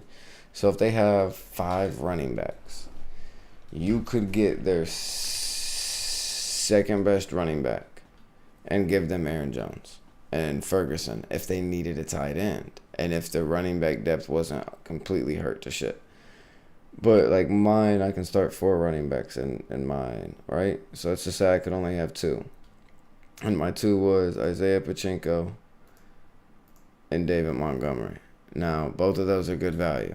And then Deontay Foreman and Najee Harris are on my bench, right? 2 more good values.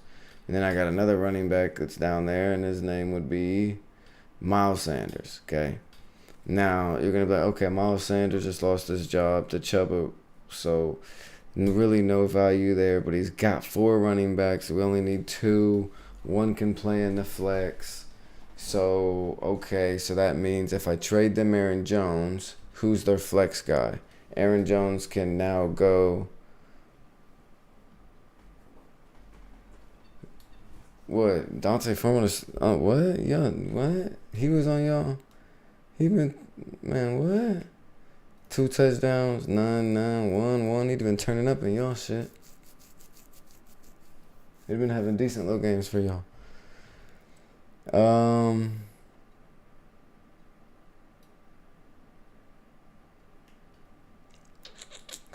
Concussion protocol all the running backs are healthy, but he's playing like a good running back one for them. That's if you have a spot available. I mean, I'd pick him up. I definitely just want to let him be out there chilling now. Because if they continue to let him play the rest of the season, he'll have a good chance to score decent points all season.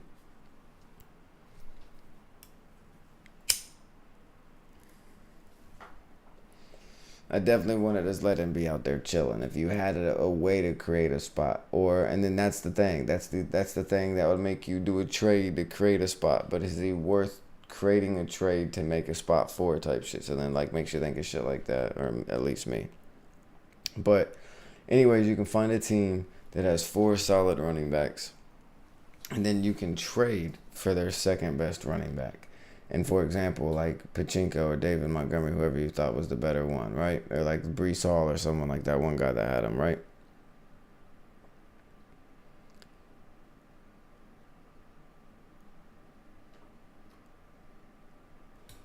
I thought you didn't have Gus Edwards.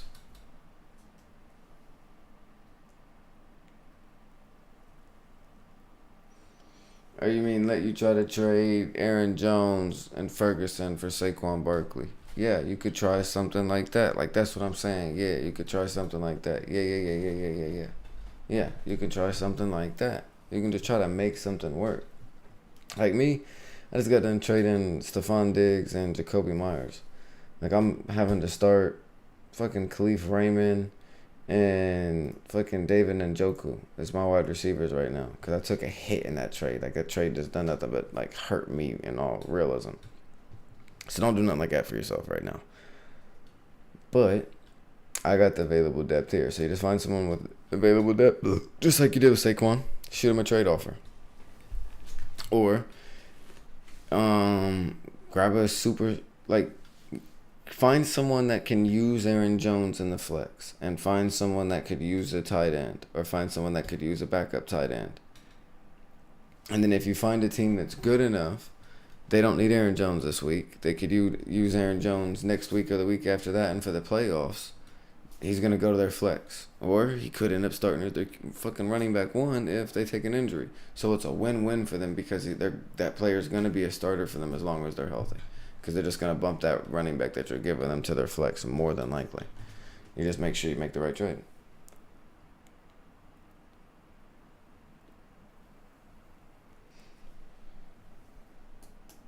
I mean, he could get hurt again. I don't know if A-Chain's going to start. Is A-Chain starting over Raheem Mostert, though? I mean, that's the question that you got to ask yourself. You know what I'm saying? And you good for a second, gang? Can I do this little 5-minute segment about these Hall of Fame players? It might take me like 7 minutes. But I'm just doing it for a little video so that I can download this and upload it as a video for you guys tomorrow too. But if you dip in a second, we can definitely figure all of this out too.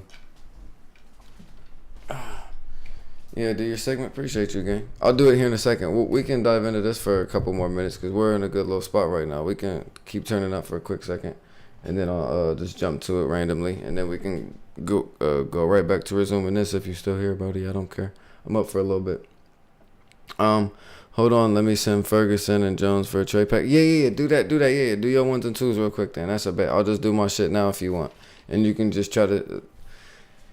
And I'll tell you this though, if you know like your league's a bunch of screenshot and motherfuckers that'll send it to someone else in the league or send it to other people, make sure that it's your first trade is the trade that you want to make. Like, make sure it's not another running back out there that's like, oh, I wouldn't mind getting them too.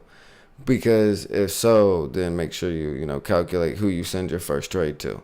And then the other thing is if you don't got a league like that, then try to find another one. Try to find another option out there. Brothers, there's always an option, and there's always somebody wanting to trade. You're always going to have 2 to 3 teams, maybe even 4 teams in a league that'll talk all season, I want to trade. But don't never really make a trade unless the trade is really benefiting them. Okay? That's a guy that doesn't want to trade. But when that guy is in a really good spot in their division and for the playoffs, he will trade. And then that opens up the door for you in those situations, which would be now in the later season, if anything like that was possible. And then you're going to have the other guys in the league that just love to trade. They love making trades. You find someone that loves making trades, send them a motherfucking trade.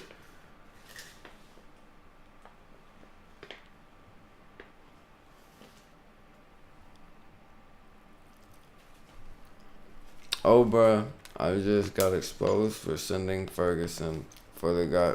Oh, bruh, I just told you gotta watch out for that. People will do that in certain things. Make sure your trade is reasonable for what like your league standard is for trades.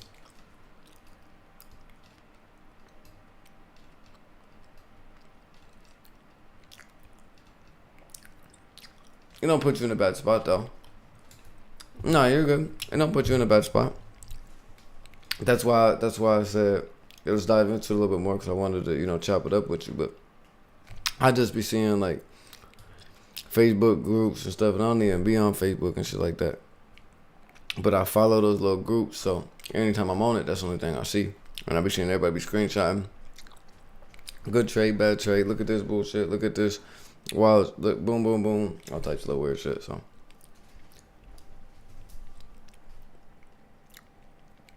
but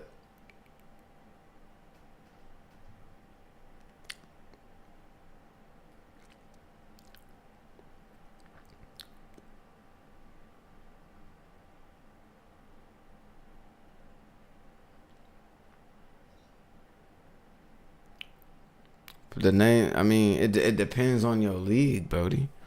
And it depends, like, it just depends on who you're trading with. Like, if that guy has, let me see. Because you said that one of these guys had these 5 running backs: Warren, Pachinko, Williams, Henry, and Brees Hall. So you tried to trade him. For who? Which one of them running backs? Pachinko? It's not a terrible offer. I don't think Pachinko scores many touchdowns. So I don't think that's a terrible offer. If you offered it for Saquon Barkley, I mean, Saquon Barkley just had a really good game last week, but I don't think Barkley's had a good week. I think Barkley's been injured and inconsistent all season. So, no, he hasn't. He's been scoring like a motherfucker. Damn. He been scoring in my league. I ain't gonna cap. He got 2 touchdowns last week. This week he would have only got 6 points for y'all. This week he would have got 11 points for y'all. This week he would have got 13 points for y'all. Yeah, he scores solid. He's not scoring top 5, top 10 running back for you guys though. I don't even think he's a top 10 running back probably in your fantasy league. He's probably not even a top 15 running back this year, I don't think. So I don't know, man. My brain and how I do trades versus how other people make trades and how other people view trades, man, is different, gang. And like if I seen your roster, I mean, maybe I could help you make a trade, but people may want too much off of your team, and it would make it like too hard for you to make the trade. Just depends. I'm not a big fan of Aaron Jones, but there's a lot of people that love Aaron Jones, and people will draft Aaron Jones after he gets hurt, and people will still draft Aaron Jones and the top 15 running backs every year. So, I mean, it's not like it's a bad value guy. And especially in your guys' league, he gets drafted a lot. Sending a guy Jones and Ferguson for Kamara. Yeah, I want to do that. I probably want to send that. I probably want to send that. I ain't gonna lie.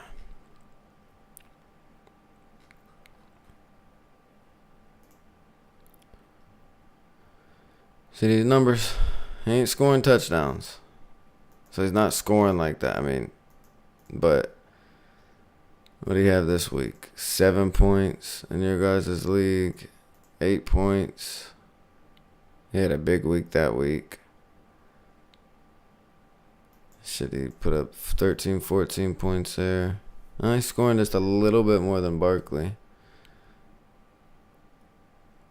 I don't know. What is Ferguson? Let me look up this Ferguson dude real quick. Let me see who the fuck you trying to trade. I don't know his stats. I ain't gonna lie. If you trying to trade somebody named, you talking about this tight end for Dallas, right? Talking about Doggy Bone, right?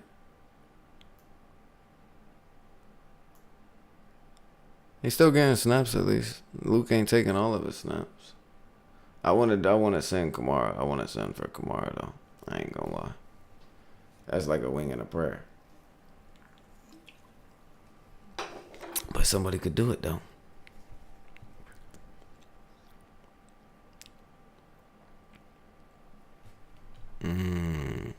Let's see what you got going on.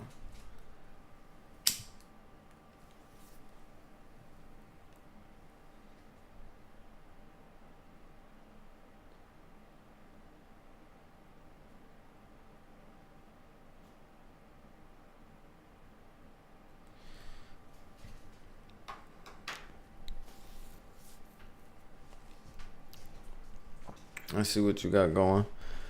So you're trying. I mean, I don't know, bro. I don't know. I don't know what y'all leagues, man. I think it's a bunch of kids that play that shit. So I don't know, man.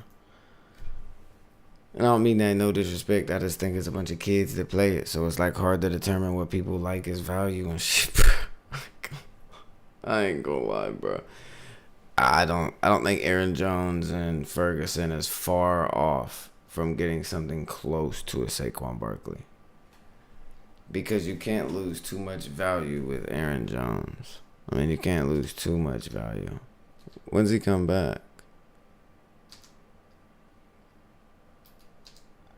Excuse me.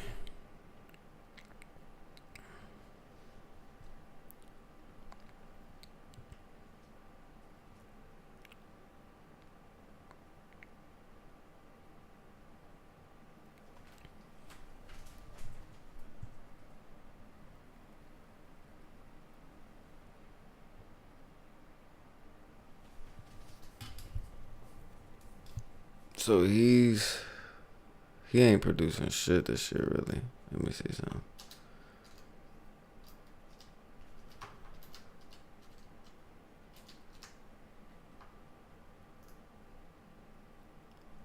I know he was hurt too.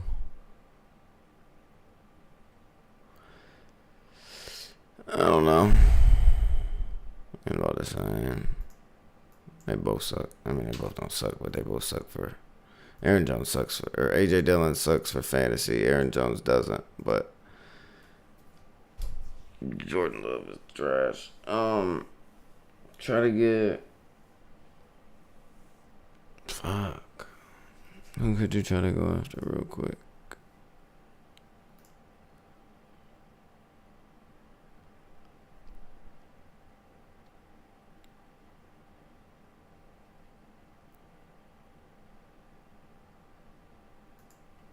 Maybe like a Rashad White. If like the guy has room, you gotta find. First of all, you gotta see who has room, and then you gotta tell me what running backs he has. Like you gotta figure out what teams even have possibilities to move a running back, and then just tell me what running backs they have, and then I'll tell you which ones you can probably get. Cause like Derrick Henry, like value wise, right?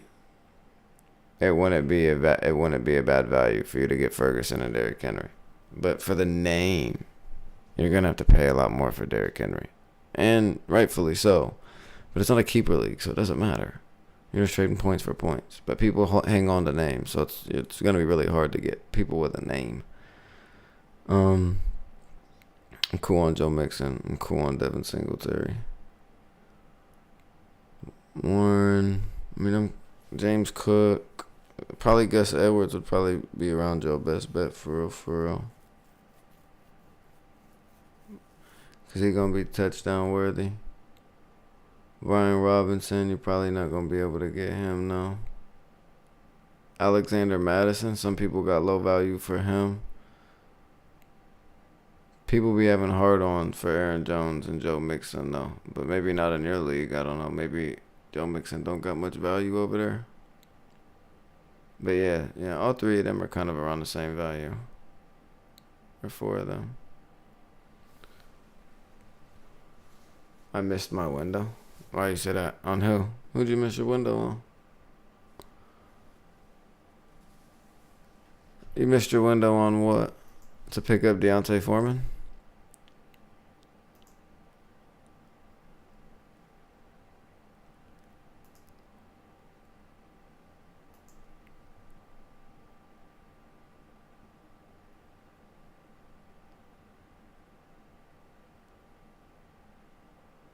What? What you mean you missed your window? Sending a guy Jones for Ferguson and Kamara. Yeah, I read that. What you mean you missed your window?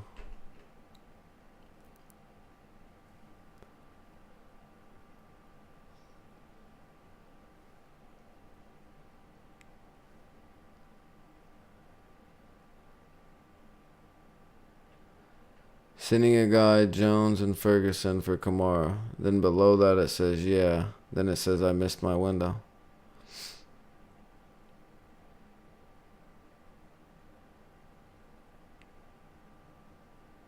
I mean, whatever you think that you sent. I mean, whatever you sent is not showing me. I don't know. Near gang. Couldn't tell you. Oh shit. That's that camera angle. I'll go with that one. Chill little vibe.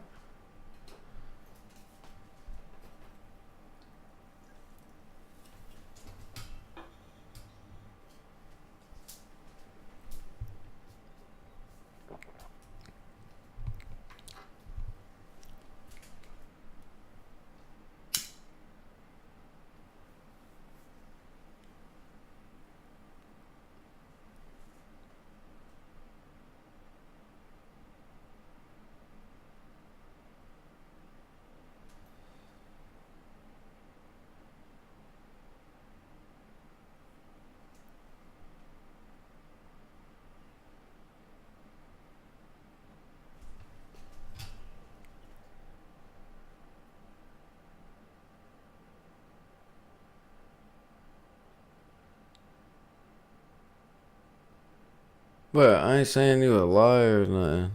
But you said he had Brees Hall, King Henry, Warren, Pachinko, and Kyron Williams. You didn't say he had Najee Harris.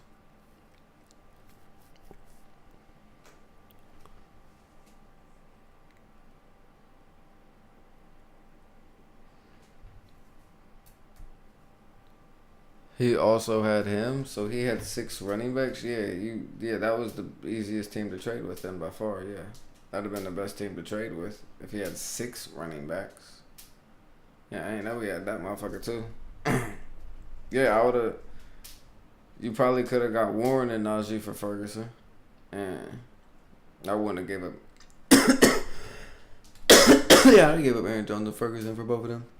But not really, not if I don't need them. You only need 1 running back, though, not 2. He wanted to give up 2 of his lower end running backs to get a possible replacement running back and a tight end to play. So it would have been a little bit harder to make that trade, too. You kind of got to look at what he gave up to get that. And what the other guy gave up.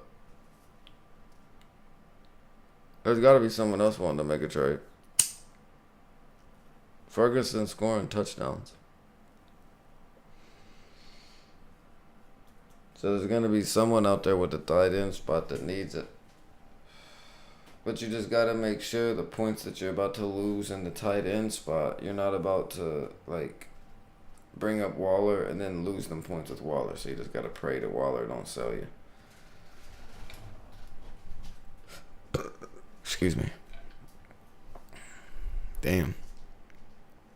But yeah, maybe I would have tried Najee and something. But that guy got Najee and Warren, so he just got both running backs. I don't know if I really want both. I don't know. I don't know if I'd have gave that up for Warren and Najee. But then again, if you want both running backs, it makes sense.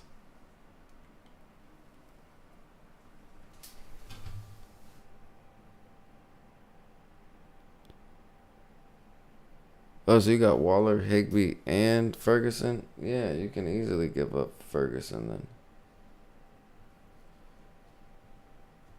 I'd rather, I'm going to get some a drink. I'd rather have Tyler Higbee at the end of the season.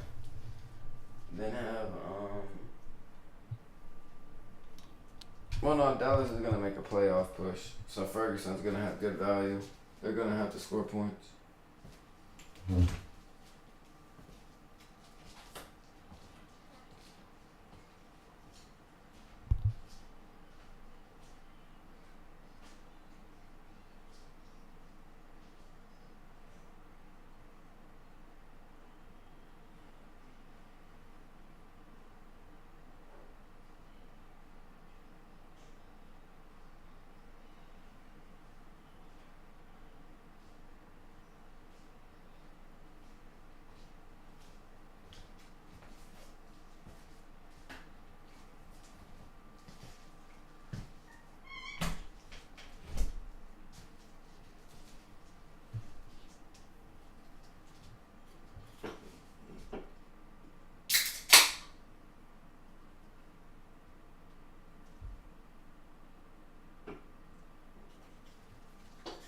Yeah, you're good.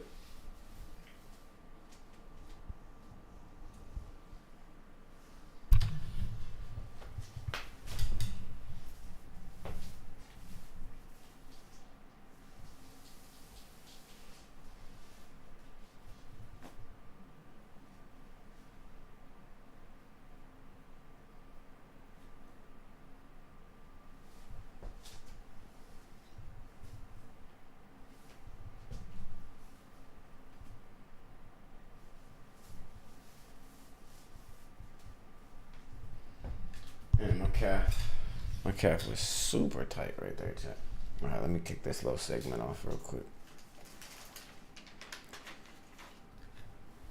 And hopefully, this shit helps with your fantasy, bro. Even if you don't make a trade and shit or whatever tonight and stuff, hopefully it, at least helps ease your mind with the shit a little bit. Gives you somebody to talk to, man. Gives me somebody to talk to on the pod. Helps me feel like I'm getting somewhere on the pod. So hopefully I'm helping you as much as you helping me right now, gang. I appreciate the love too.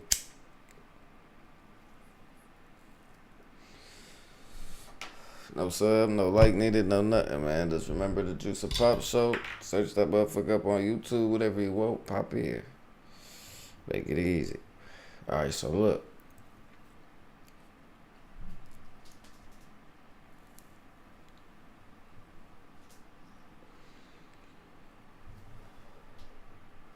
Now you trying to do too much. Trying to do too much, gang. I like it if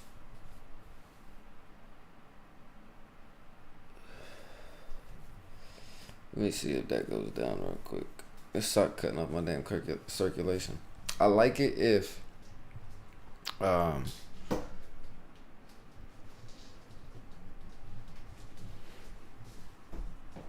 mean, you gotta go get. I mean, you're gonna have to trade a team. You're gonna have to go get the touchdown, the running back that you think is gonna get the most touchdowns. You gotta go try to go get someone as close as you can to Christian McCaffrey and Austin Eckler. You gotta go try to grab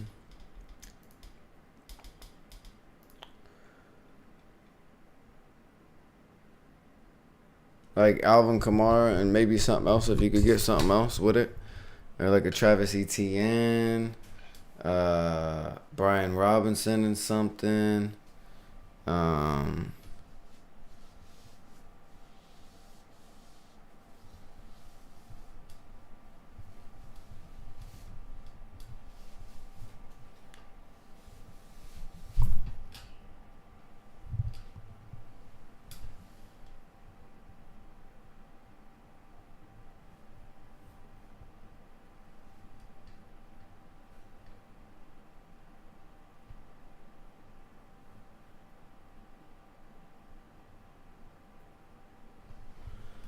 Bruh, did I tear my fucking...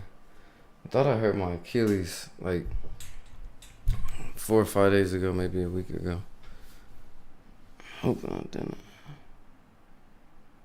My shit kinda looked the same on this side. Yeah,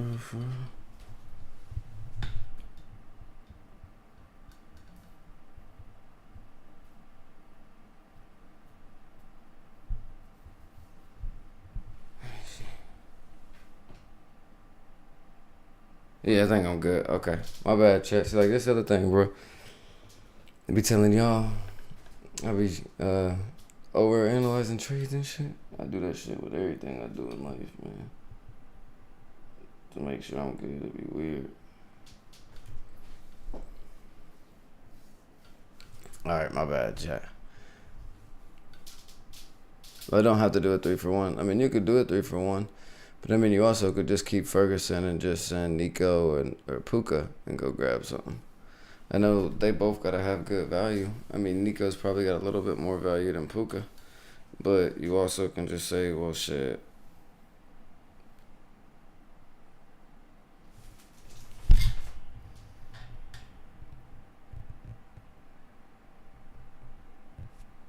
Both my feet look swollen as shit, chat. I ain't gonna lie to you.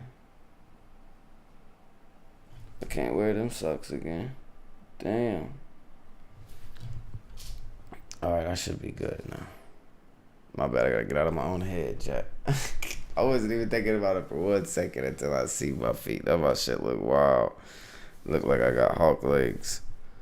I am gaining some weight back though, chat. I'm geeked. Alright, so enough of the bullshit. Let's get busy. 3-man package trade. If you want to do it,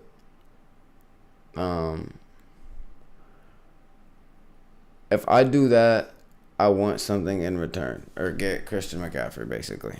That's how I'm feeling. So I want either Christian McCaffrey if I'm giving up some shit like that, or I'm wanting like Breece Hall and something else off your team. Or like you can trade that and go grab Rashid White for Tampa Bay and then get something else off of his team. You could get a wide receiver if you needed one, but if you don't need, I don't know, let me see. You sent me a roster forever ago. I can just check it real quick.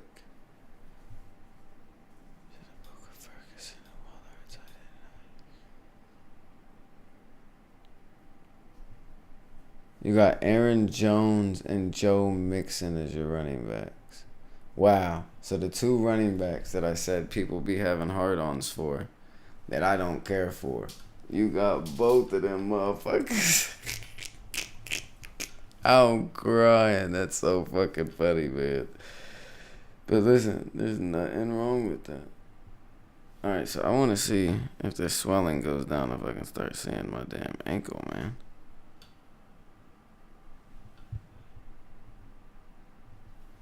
Okay. So you got no backups. So you're at Aaron Jones and Joe Mixon. You need a trade. Yeah, you need a fucking trade.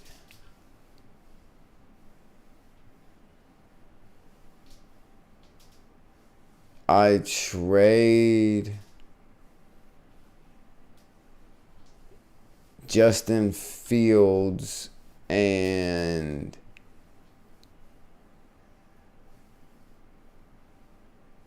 Aaron Jones. I trade T-Law.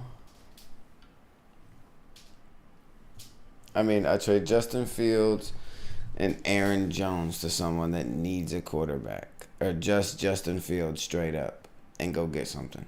I'd just trade Justin Fields. Now that I look at your roster, I'd trade Justin Fields with something. I don't fucking your mind up now, but I'd trade Justin Fields with something. That's what I'd do. 100%. Yes, sir. Yes, sir. If I could somehow do that, I would do that. And then you could even start getting freaky. Then you could start doing just Fields for something. And then you could just do Ferguson for something. Or Ferguson and Aaron Jones again for something.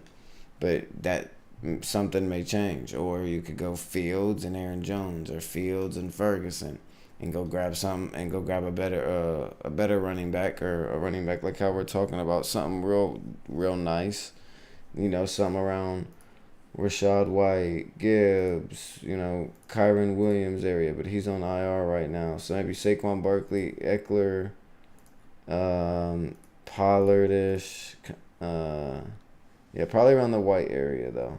With Pachinko, Brees Hall, Derrick Henry, Kenneth Walker. But Kenneth Walker's doubtful, so no Kenneth Walker. No Kenneth Walker, gang. Just little random spitball ideas.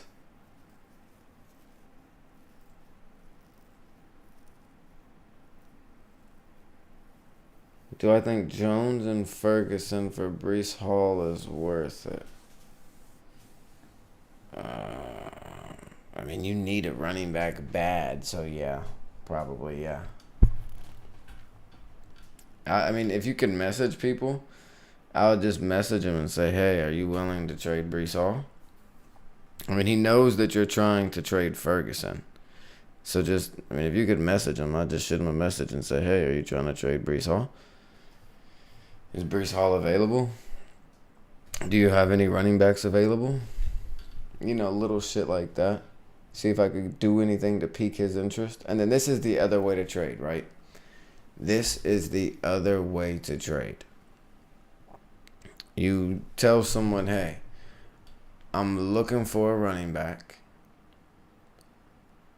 Who do you like off of my team?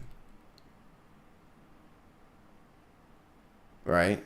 Or you can say, hey, how do you value your running backs? Because I'm looking for one. And who would you like off of my team? Or you can message someone and say, hey, I'm in the market for a running back. Tell me the players that you really like off of my team, and then maybe we can make something work. Because then people will start looking at their roster and be like, okay, what do I want with my roster? And then you find out what like their favorite thing is from your roster for their roster. And then you just use what their favorite thing is against them. Whatever their favorite thing is or their favorite players are, that's what their highest values are. You just use it against them. And if they don't want to do a trade, then you're going to not get a good trade more than likely because it's hard to trade people 50-50. People won't do it. You usually got to give more. Makes it tough. Trade Chase for Hawkinson. How many, 10, 12, or 14 team league? And are you in like a standard full PPR? What you want, gang? Just give me like a little bit of info just to help you out. Makes it hard to give you an honest answer. And I do gotta shoot this segment. It ain't gonna take me long though, chat. I'll do a little bit more in here. You're only in an 8-team league. Oh, so that's not very deep.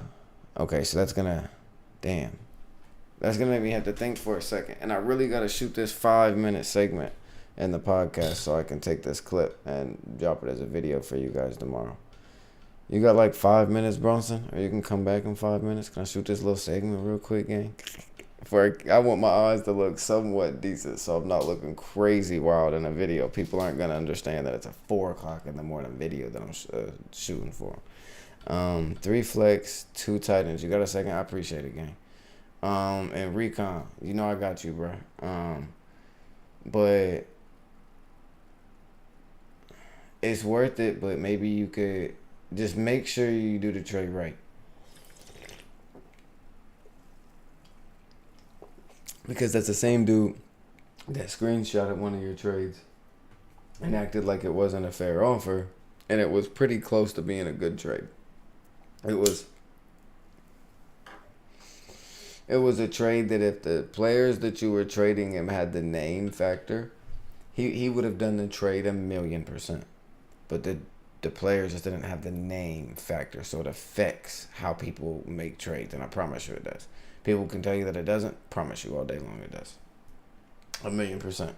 And then while I shoot this section, you'll be able to see the section that I'm shooting and stuff. But you're more than welcome to fill me in on some information on your league too. And like tell me like other people's rosters about trades or something, or send it in my Discord. If you would like to, there's a little section in there where you can send your roster. There's a Discord if you got one of those. But I'm gonna shoot this little segment real quick, you guys, before I don't get it shot. Okay.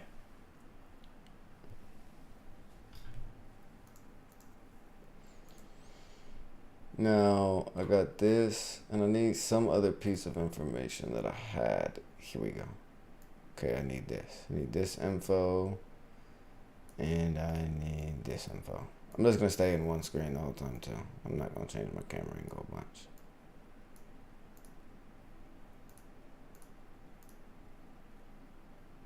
Okay.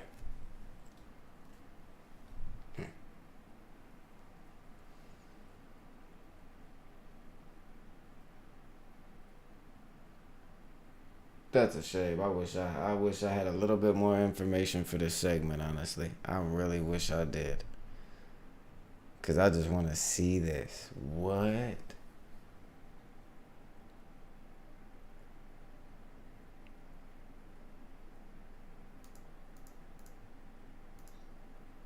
Let me see if can I pull this up right here on the Johnny spot?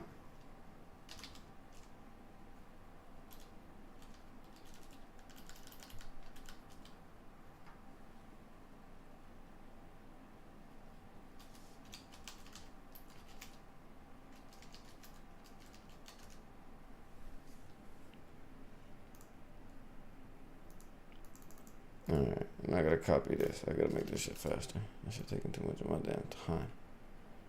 I ain't got time like that. But I do, but I don't. But I don't, but I do. Ooh, ooh. Alright, here we go, chat. Alright, so now, alright, got a little bit of information pulled up for you guys, too. I got you real quick before I shoot this.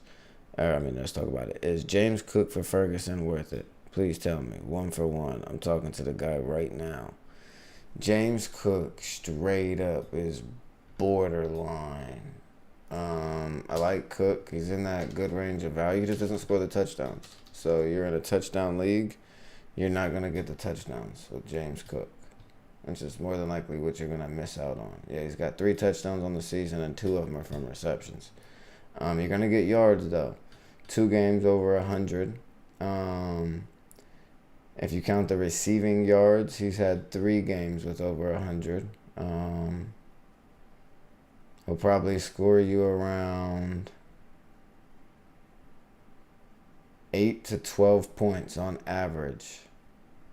If I know my math right for your kind of scoring. Because ours is way different. Remember that. But I'm trying to guess here. About 8 to 12 points.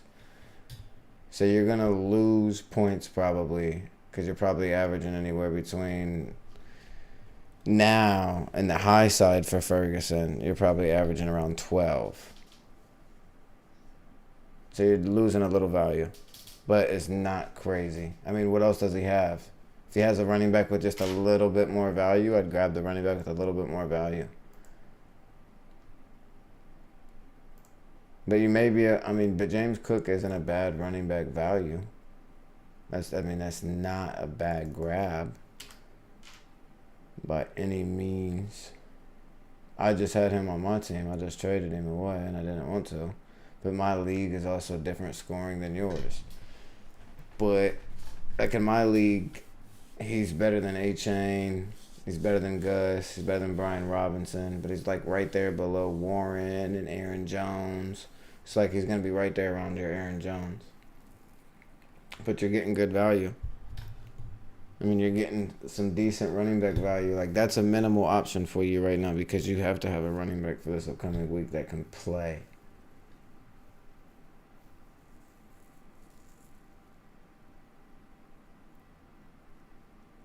See if you can get Rashad White from Tampa Bay.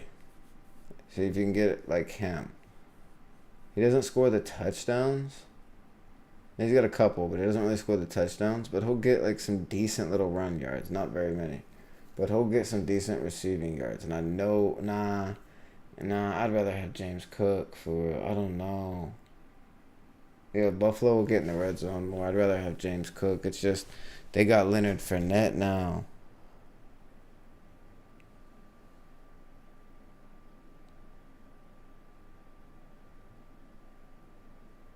Ask him what does he want for Kamara. Ask him, say how far are you guys off from Ferguson and Kamara. Are we kind of close at least, or are we just way too far apart? Because if he doesn't have a backup quarterback or a quarterback, Justin Fields could come into play right there.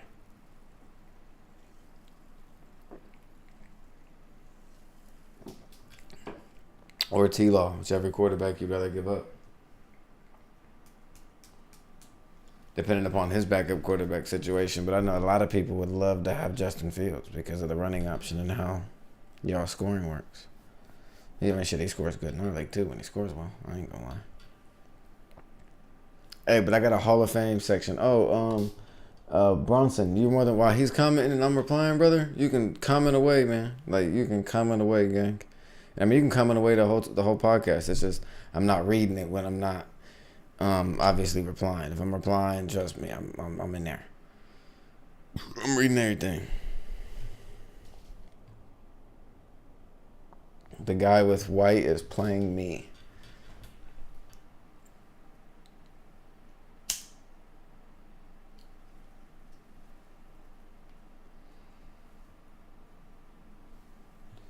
Huh.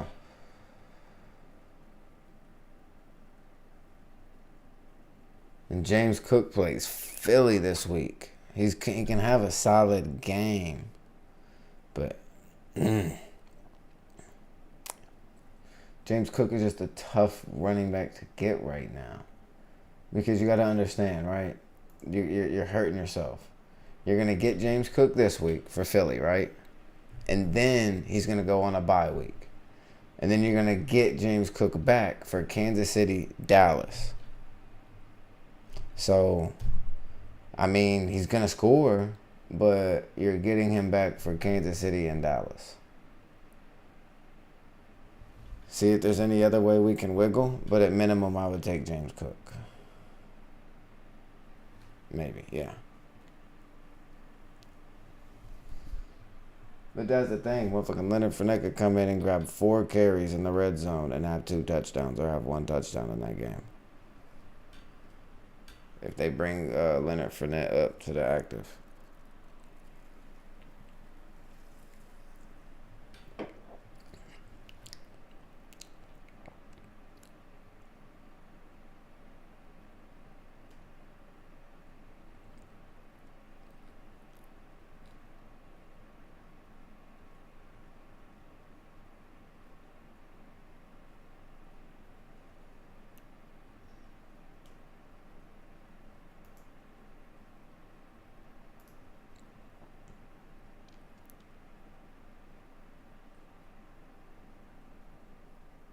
That's what I'm saying. You could get your quarterback off, bro. That's what I'm saying.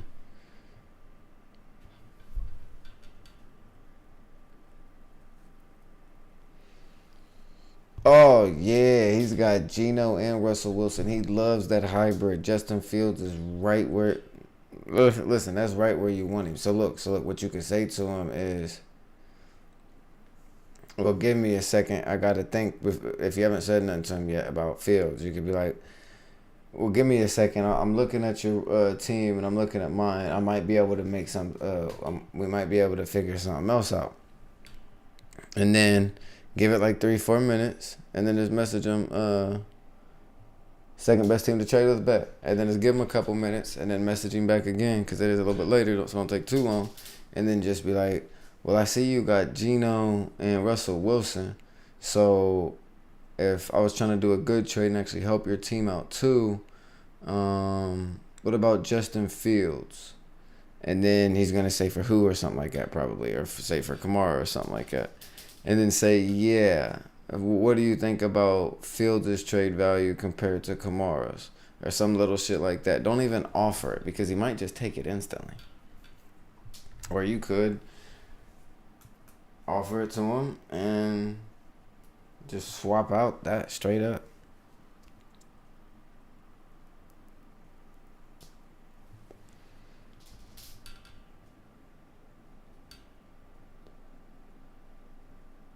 No, because Atlanta don't get in the red zone enough. Hell no, it ain't worth it.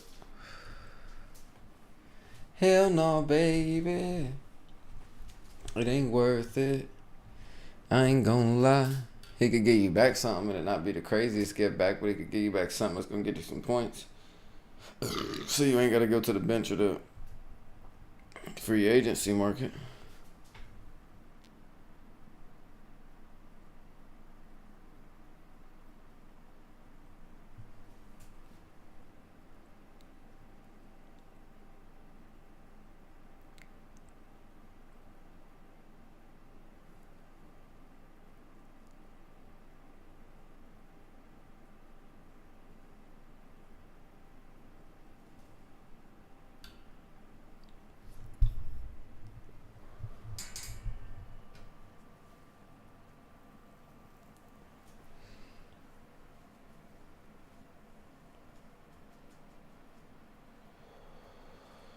Yeah, I wish you had Discord so you can send me their rosters, or send me his full roster so I can help you out.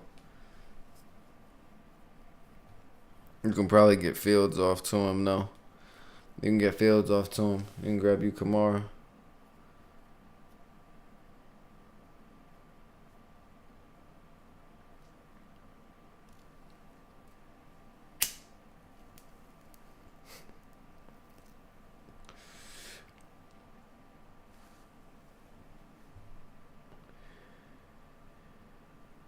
Trade Jamar Chase and Sutton for Diggs? Fuck no. What? Hell no.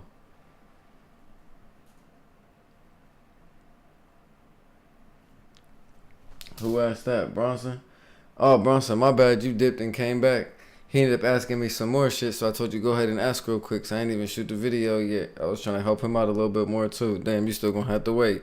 But go ahead and ask a couple things real quick, gang. I got you, Brody. 18 PP or trade Jace for Hawkinson with Monty or Gus or Brian Robinson. So what are you getting? Are you giving up Chase and Sutton for Diggs?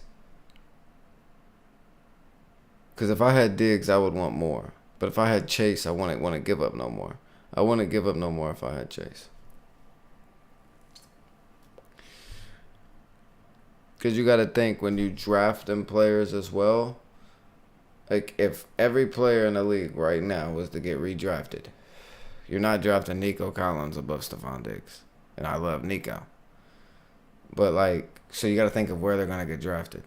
Jamar Chase will be drafted a couple picks, if not before. Stephon Diggs just depends upon who's picking. So, still the same value. Like, even if the players were cut right now. See what I'm saying? And you guys had to draft new teams this week. Yeah, you're giving up Chase and Sutton. That's how I look at it, though, gang. But it's also on you. But that's probably why you're coming to people and ask for opinion. Do we think that you're giving up too much? You're giving up a 100% red zone target in Sutton. Guys, that's 100% the red zone target. And then you're giving up Chase, which is a very good caliber receiver.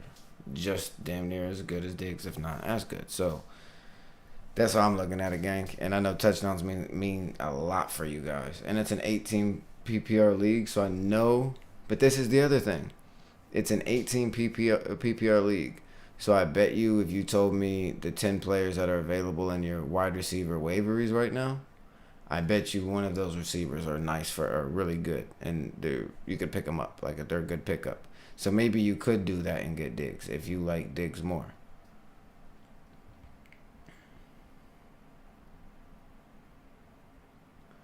Is Fields and Ferguson for Kamara worth it?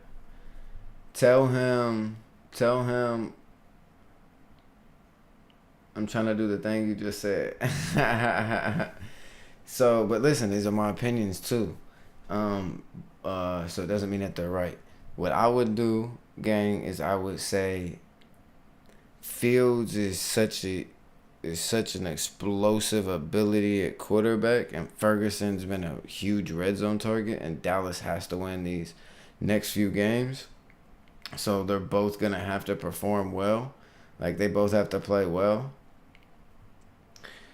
And say the Saints are kind of in the playoff push, trying to still make their playoff push, but they just lost their last game. So you're kind of in that situation, right? So you can kind of say some little stuff to them and just say, hey, I know Ferguson and Fields are both in playoff position, and they both are gonna try to score in the touchdown. So they both could have a lot of boom for the ending of the season. I like Kamara a lot too, and he could have a lot of boom because the Saints are possibly in playoff too. But I think I need a little bit more. And now you can word that, right? I'm just trying to say that to you the best way that I can. And then you can shorten that up and word it the best way you want to them.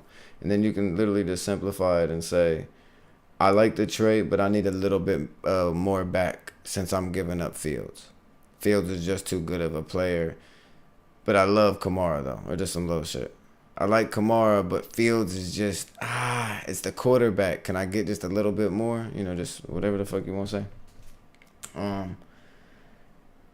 Chase and Sutton is on my bench right now.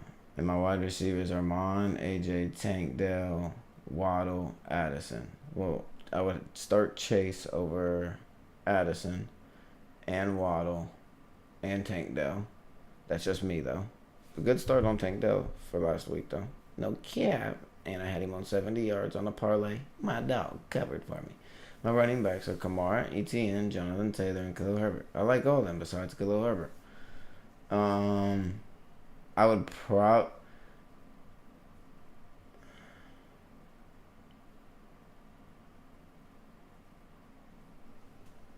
So really, would I rather have Chase or Diggs? I mean, I drafted Diggs, but Chase was drafted before Diggs. I'd have probably drafted Chase before him. Probably. Yeah. Maybe. Yeah, probably. I don't know. It's 50-50 toss-up, though. It's really just whoever you like more, gang. It's really whoever you like more. But if Chase isn't in your starting lineup, then that means you probably like Diggs more because I'm assuming you would start Diggs over Addison or over Waddle or Tank. So I would probably trade, yeah. Or I would just trade Chase for a running back and get rid of Khalil Herbert. And just keep your wide receivers. And then just keep Cortland Sutton as your depth guy because he's a touchdown guy. So you can just plug him in.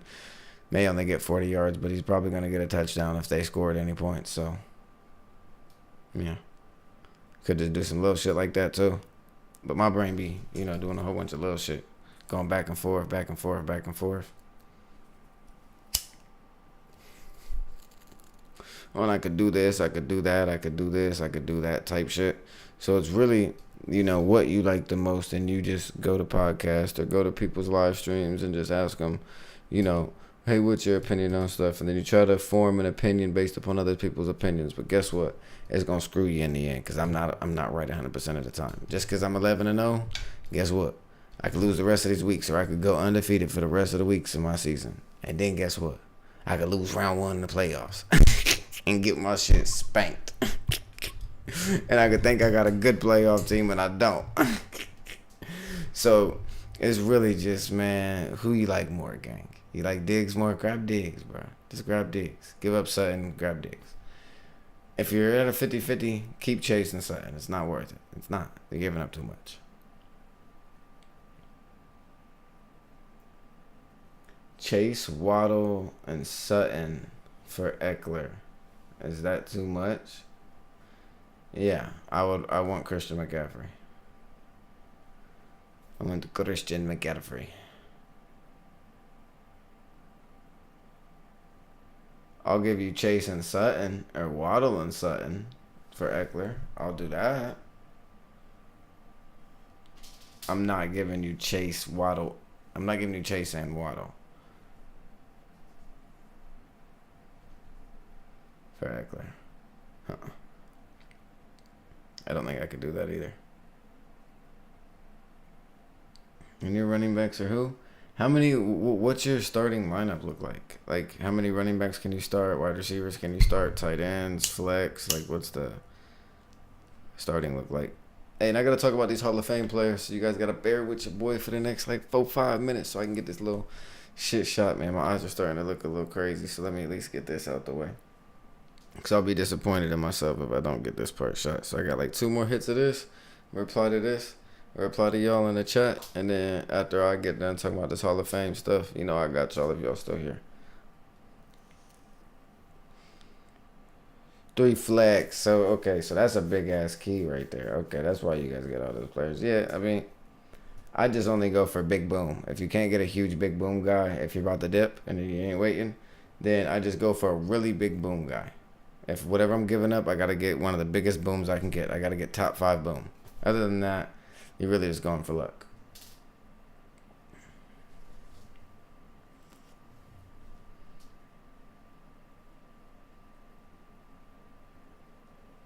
That's cool. Yeah, if you can get a Kyle Pitts on the back end, someone that's not really doing shit, and just a possibility player, yeah, that's cool, buddy. That's cool. And then you're helping yourself in the tight end possibilities, just in case you got to play Waller. Yeah, I like that. Just something real small, real minimal, but that'll still hold a roster spot. You know what I mean? You want something back like that that makes sense for yourself too. You don't want to reach all the way over to make a trade. You kind of want to, pull over, just a little bit, lean over a little bit, pull them back over just a little bit, little tug of war.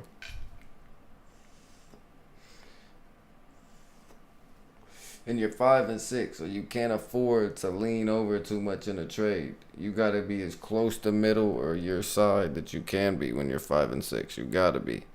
And usually when you're 5 and 6, teams will do that. You can afford to get more and receive more from a team that is winning because I'm not worried about that team. Last thing that they find out playoff time, they worried now. Feel me? Let me know what you think. Okay, got everything replied to that was in there. All right, bet. Take a drink. Let me shoot this Hall of Fame. Alrighty.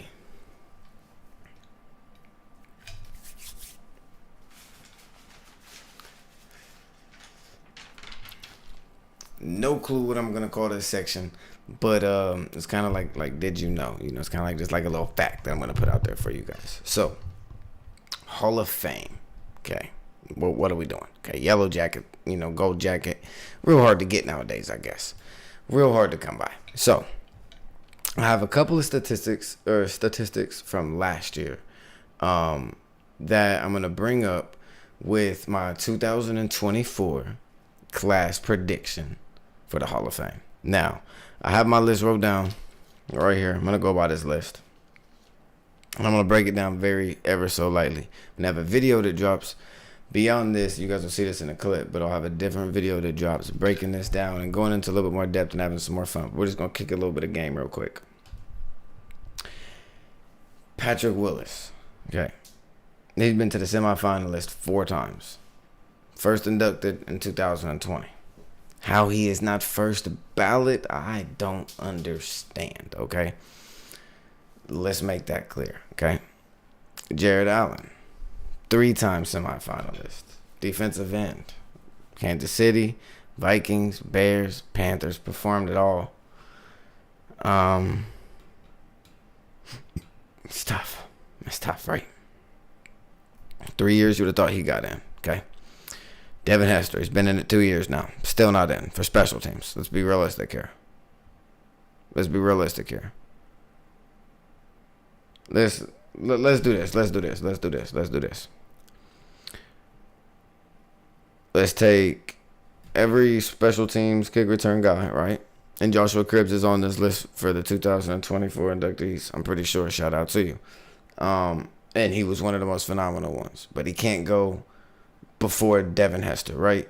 So now you got Devin Hester at the kick returner slot and then at the punt returner slot.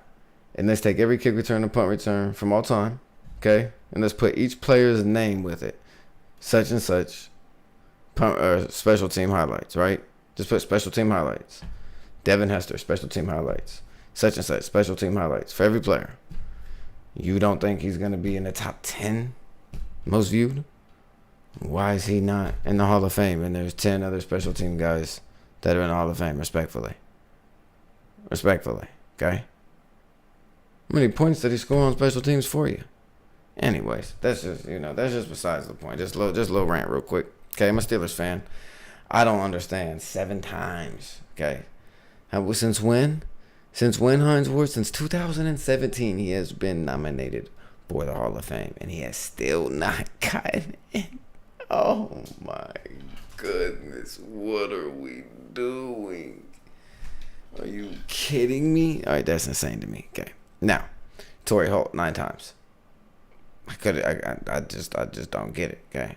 I don't know. Reggie Wayne 4 times.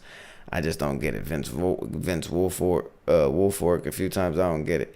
Anquan Bolden. You know what I mean? Rondé Barber. Did he get his this year? I think Rondé Barber got his this year. I think he got his this year. I could be wrong though. No, I think he got. Maybe not. I don't know. But anyways, there's a lot of quality names on that list, and then there's a lot of names that I haven't even named that I could name to you guys. Just for example, right? Ricky Williams didn't even make. He's not even making the top 100 and some cut. He's not even making the top 80 people. He's not even making the top 80 players. That's baffling to me. I mean, I understand he didn't play the long. I mean, but it's still baffling to me. But anyways, 2024 predictions. Let's go. Let's get straight into it. Where we at? Antonio Gates, tight end. Chargers. Let's make it happen. Okay. Let's make that happen. Okay. Let's go straight to the defense real quick. Let's just rip this off like a Band-Aid. And I can only have 9. Patrick Willis. Gotta have Patrick Willis in this list. Let me get Patrick Willis into the Hall of Fame. Please and thank you. Now, some people are going to have Randy Gradshar on this list for 2024 Hall of Fame class. I don't know no film. I got to watch film. 0 clue. So I apologize on that. So I'm not even going to act like I do. Next defensive player on this list, Julius Peppers. Let's make it happen. Defensive end, edge rusher. Okay. Let's just get that out the way. Now that we got those 3 out the way, let's go Hines Ward. Okay. It's about time that we get that. Devin Hester. It's about time that we get that. Okay. That's 5. All right. That's 5. Okay. Now that we got 5, this is where it gets tricky for me. Okay, because I want Jared Allen in. I really do. Jared Allen might have to get snubbed.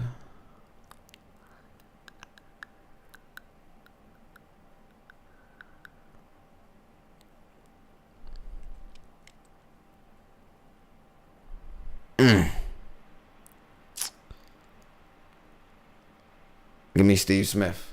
Give me Steve Smith Sr., wide receiver for the Carolina Panthers. That's 6. Give me Steve Smith. Yep. Give me Steve Smith. Okay, that's 6. Sterling Sharp. I rock with you. London Fletcher. My fault. I almost messed up your name. Lester Hayes. Rodney Harrison. I mean, I got some names there. Sharper. I got a lot of names that I like here. But for that 7th seed,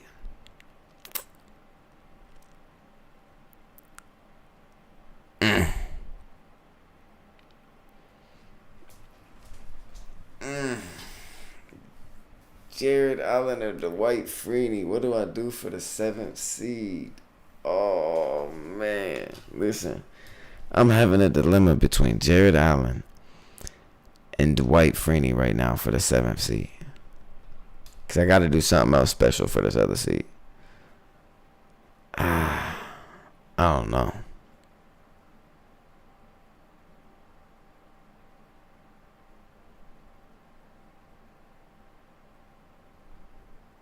I'm going to go Jared Allen because I think he had more consistency. Whoever had the more consistency.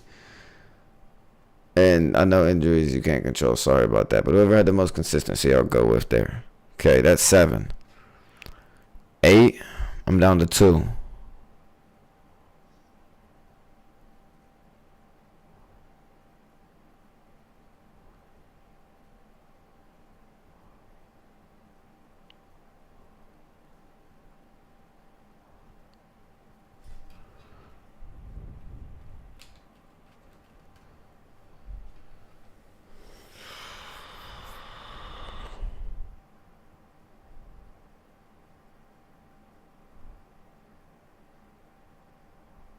No, I'm down to 1.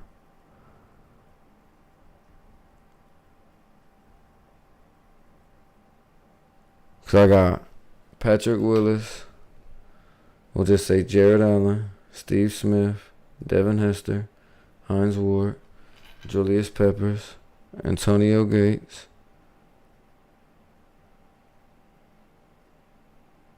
Damn.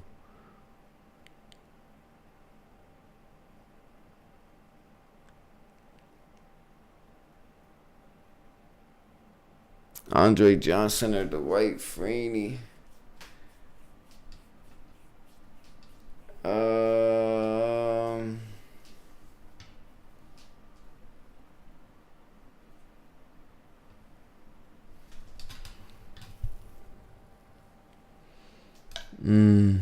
No. Fuck. Torrey Hall. 8 will have to be Torrey Hall or Reggie Wayne. I'm gonna go Torrey Hall. Nah, I liked Reggie Wayne a little bit more. Just a little bit. Nah, but I hated Peyton Manning too over there. I don't know. That's a toss up too. That's whoever y'all like. I'm gonna take Torrey. Nah, I'm gonna take Reggie Wayne. I didn't get to see that Sterling Sharp though. And then for number 9, if I cannot take a coach as a contributor, I'm gonna take. Give me Ocho. Give me Chad. I saved him for last for a reason. Give me Chad. Give me Chad Johnson, man. Give me Chad Johnson as number 9, man. Give him his gold jacket, so he ain't gotta stop wearing his own, man.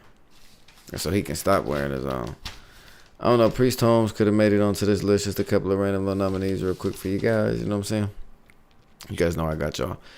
Jonathan Abram, Anquan Bolden, London Fletcher, Sean Alexander, Priest Holmes, Lester Hayes, L.C. Greenwood. I mean, the list goes on and on, honestly. Roger Craig, Ricky Waters, Herschel Walker, Mike Hall, Tiki Barber, Eddie George, Fred Taylor, Freddie T. Freddie T might make it this year, too. Damn. Do I think Freddie T deserves to be on this list above anyone else I said? Let me see. I could deal with Freddie T above Jared Allen or Dwight Freeney, whichever one went under them two, maybe. But I feel like Hines Ward got to get in, though. That's the only one I could not let out. And then, I mean, Mike Vick got to go eventually. Greg Lloyd got to go eventually. Devin Hester got to get in, though. Devin Hester has to get in. There's no way. I mean, Tiki Barber was cool, but I'm cool. I'm cool on Tiki Barber before Ricky Williams, though. I definitely want Ricky Williams. But anyways, it's my quick little segment, man, of the 2024 Hall of Fame class on my just little prediction on what I think could be the 2024 class. My prediction also may change. I'm going to look up a little more stats and stuff like that, too. James Harrison. Wouldn't mind seeing him on there, too. I don't know, though. That's crazy. Fitz Wolford. Anyways, it's 4:20 in the morning. So, yeah. I'm going to continue to pod, but enjoy the clip. All right, there we go. That's for me to use on there. I know my eyes just got real red, and I started looking crazy on this bitch. I ain't going to lie. I know I did. All right, what up, y'all? If y'all still here and need some questions answered or some little shit, let me know something. Drinking this pop to keep me up. I'm up for a little second, and then I'm finna get up off here. But we can do a little bit more, chat. What up?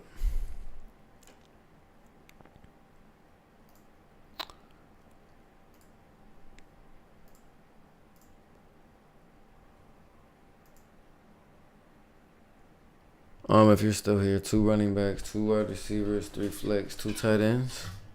You still here, Bronson or Recon?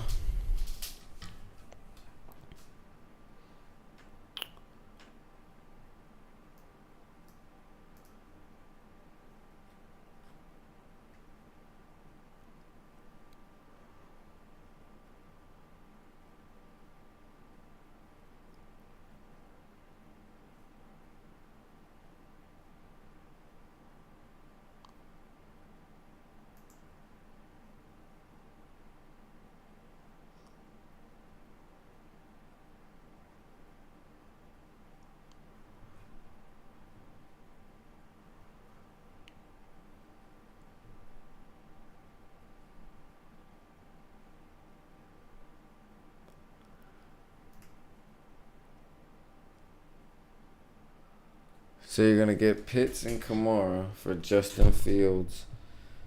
Which quarterback did you send? Did you send Fields or did you send T-Law? Do you got faith in Fields or did you send Fields? What you do?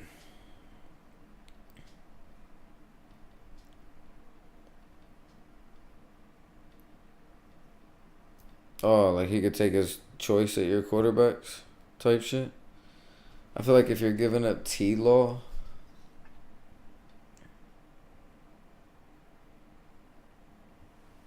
if you give up T-Law, I feel like, I mean, I don't know. I feel like I want a little bit more. But Kamara and Pitts is right there.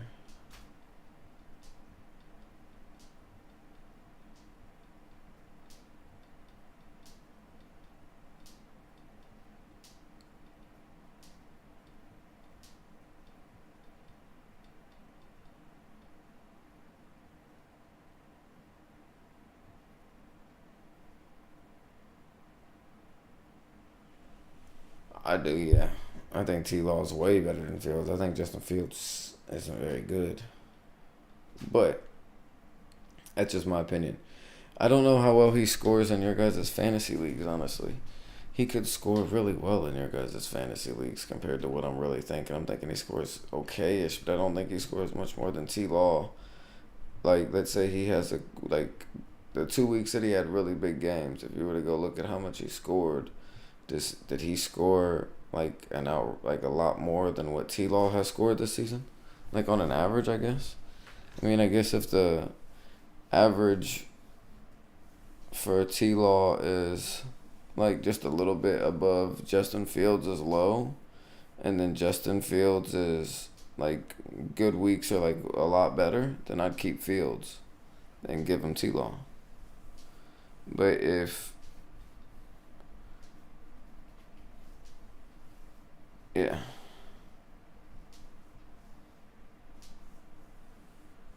What's the most T-Law's put up in 2 weeks? What's T-Law's 2 highest weeks?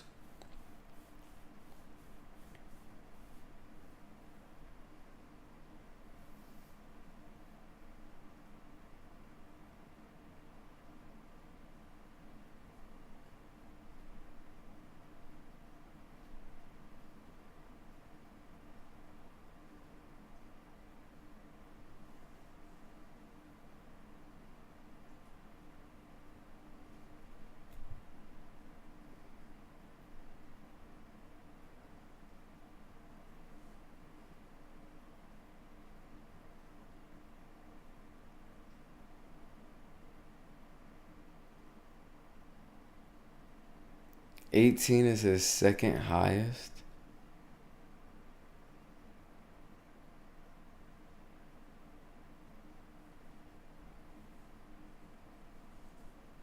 Or is that his lowest?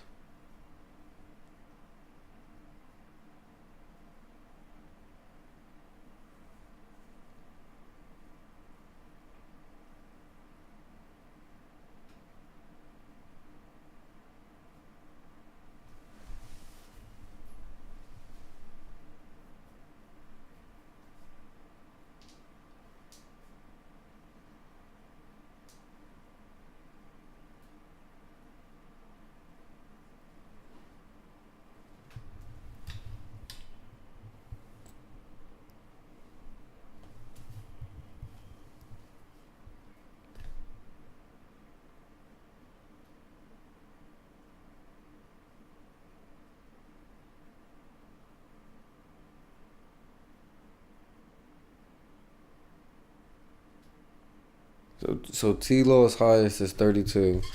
His second highest is 18. And then his lowest was 2 against the 49ers, which you pulled the trigger and put in Fields. Okay, not on. You put in Fields. Okay. Fuck. And keep Justin Fields in. I mean, I guess he scores well in your guys' leagues.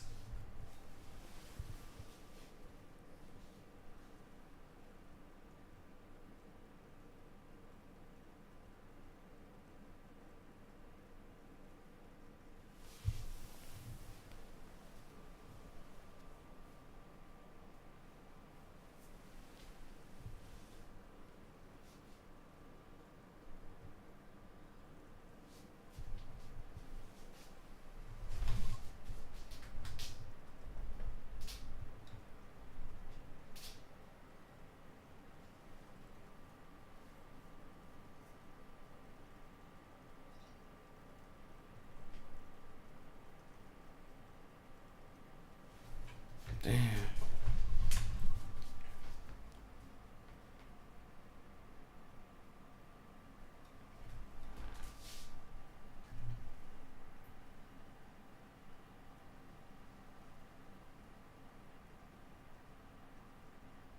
Damn, my foot is swollen. Fuck, man. Did I fuck up my other ankle?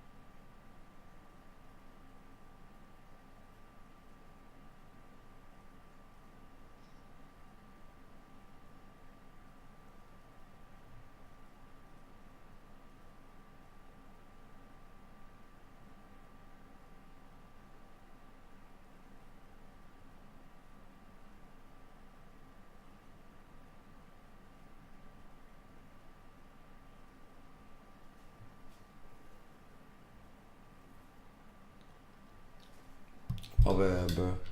I'm just noticing my foot really like swollen, and I'm just noticing it because like my toes are like fucking. They're not numb or nothing like that, but they like I can feel them either getting blood flow back or something. I don't know.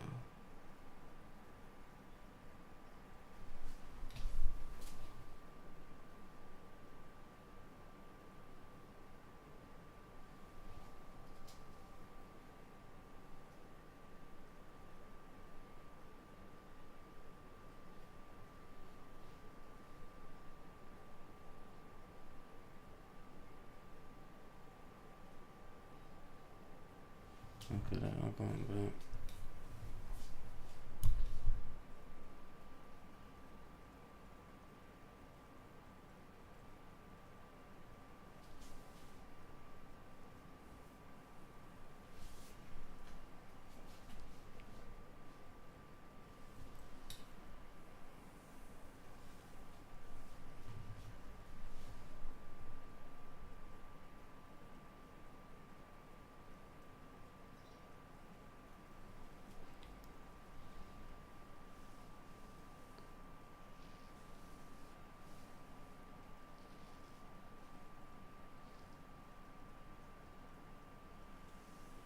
Yeah, at worst, yeah.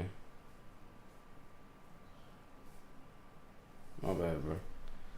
I just started worrying about my motherfucking. No, I don't even think it's my Achilles that was fucked up. No, I think, which is good.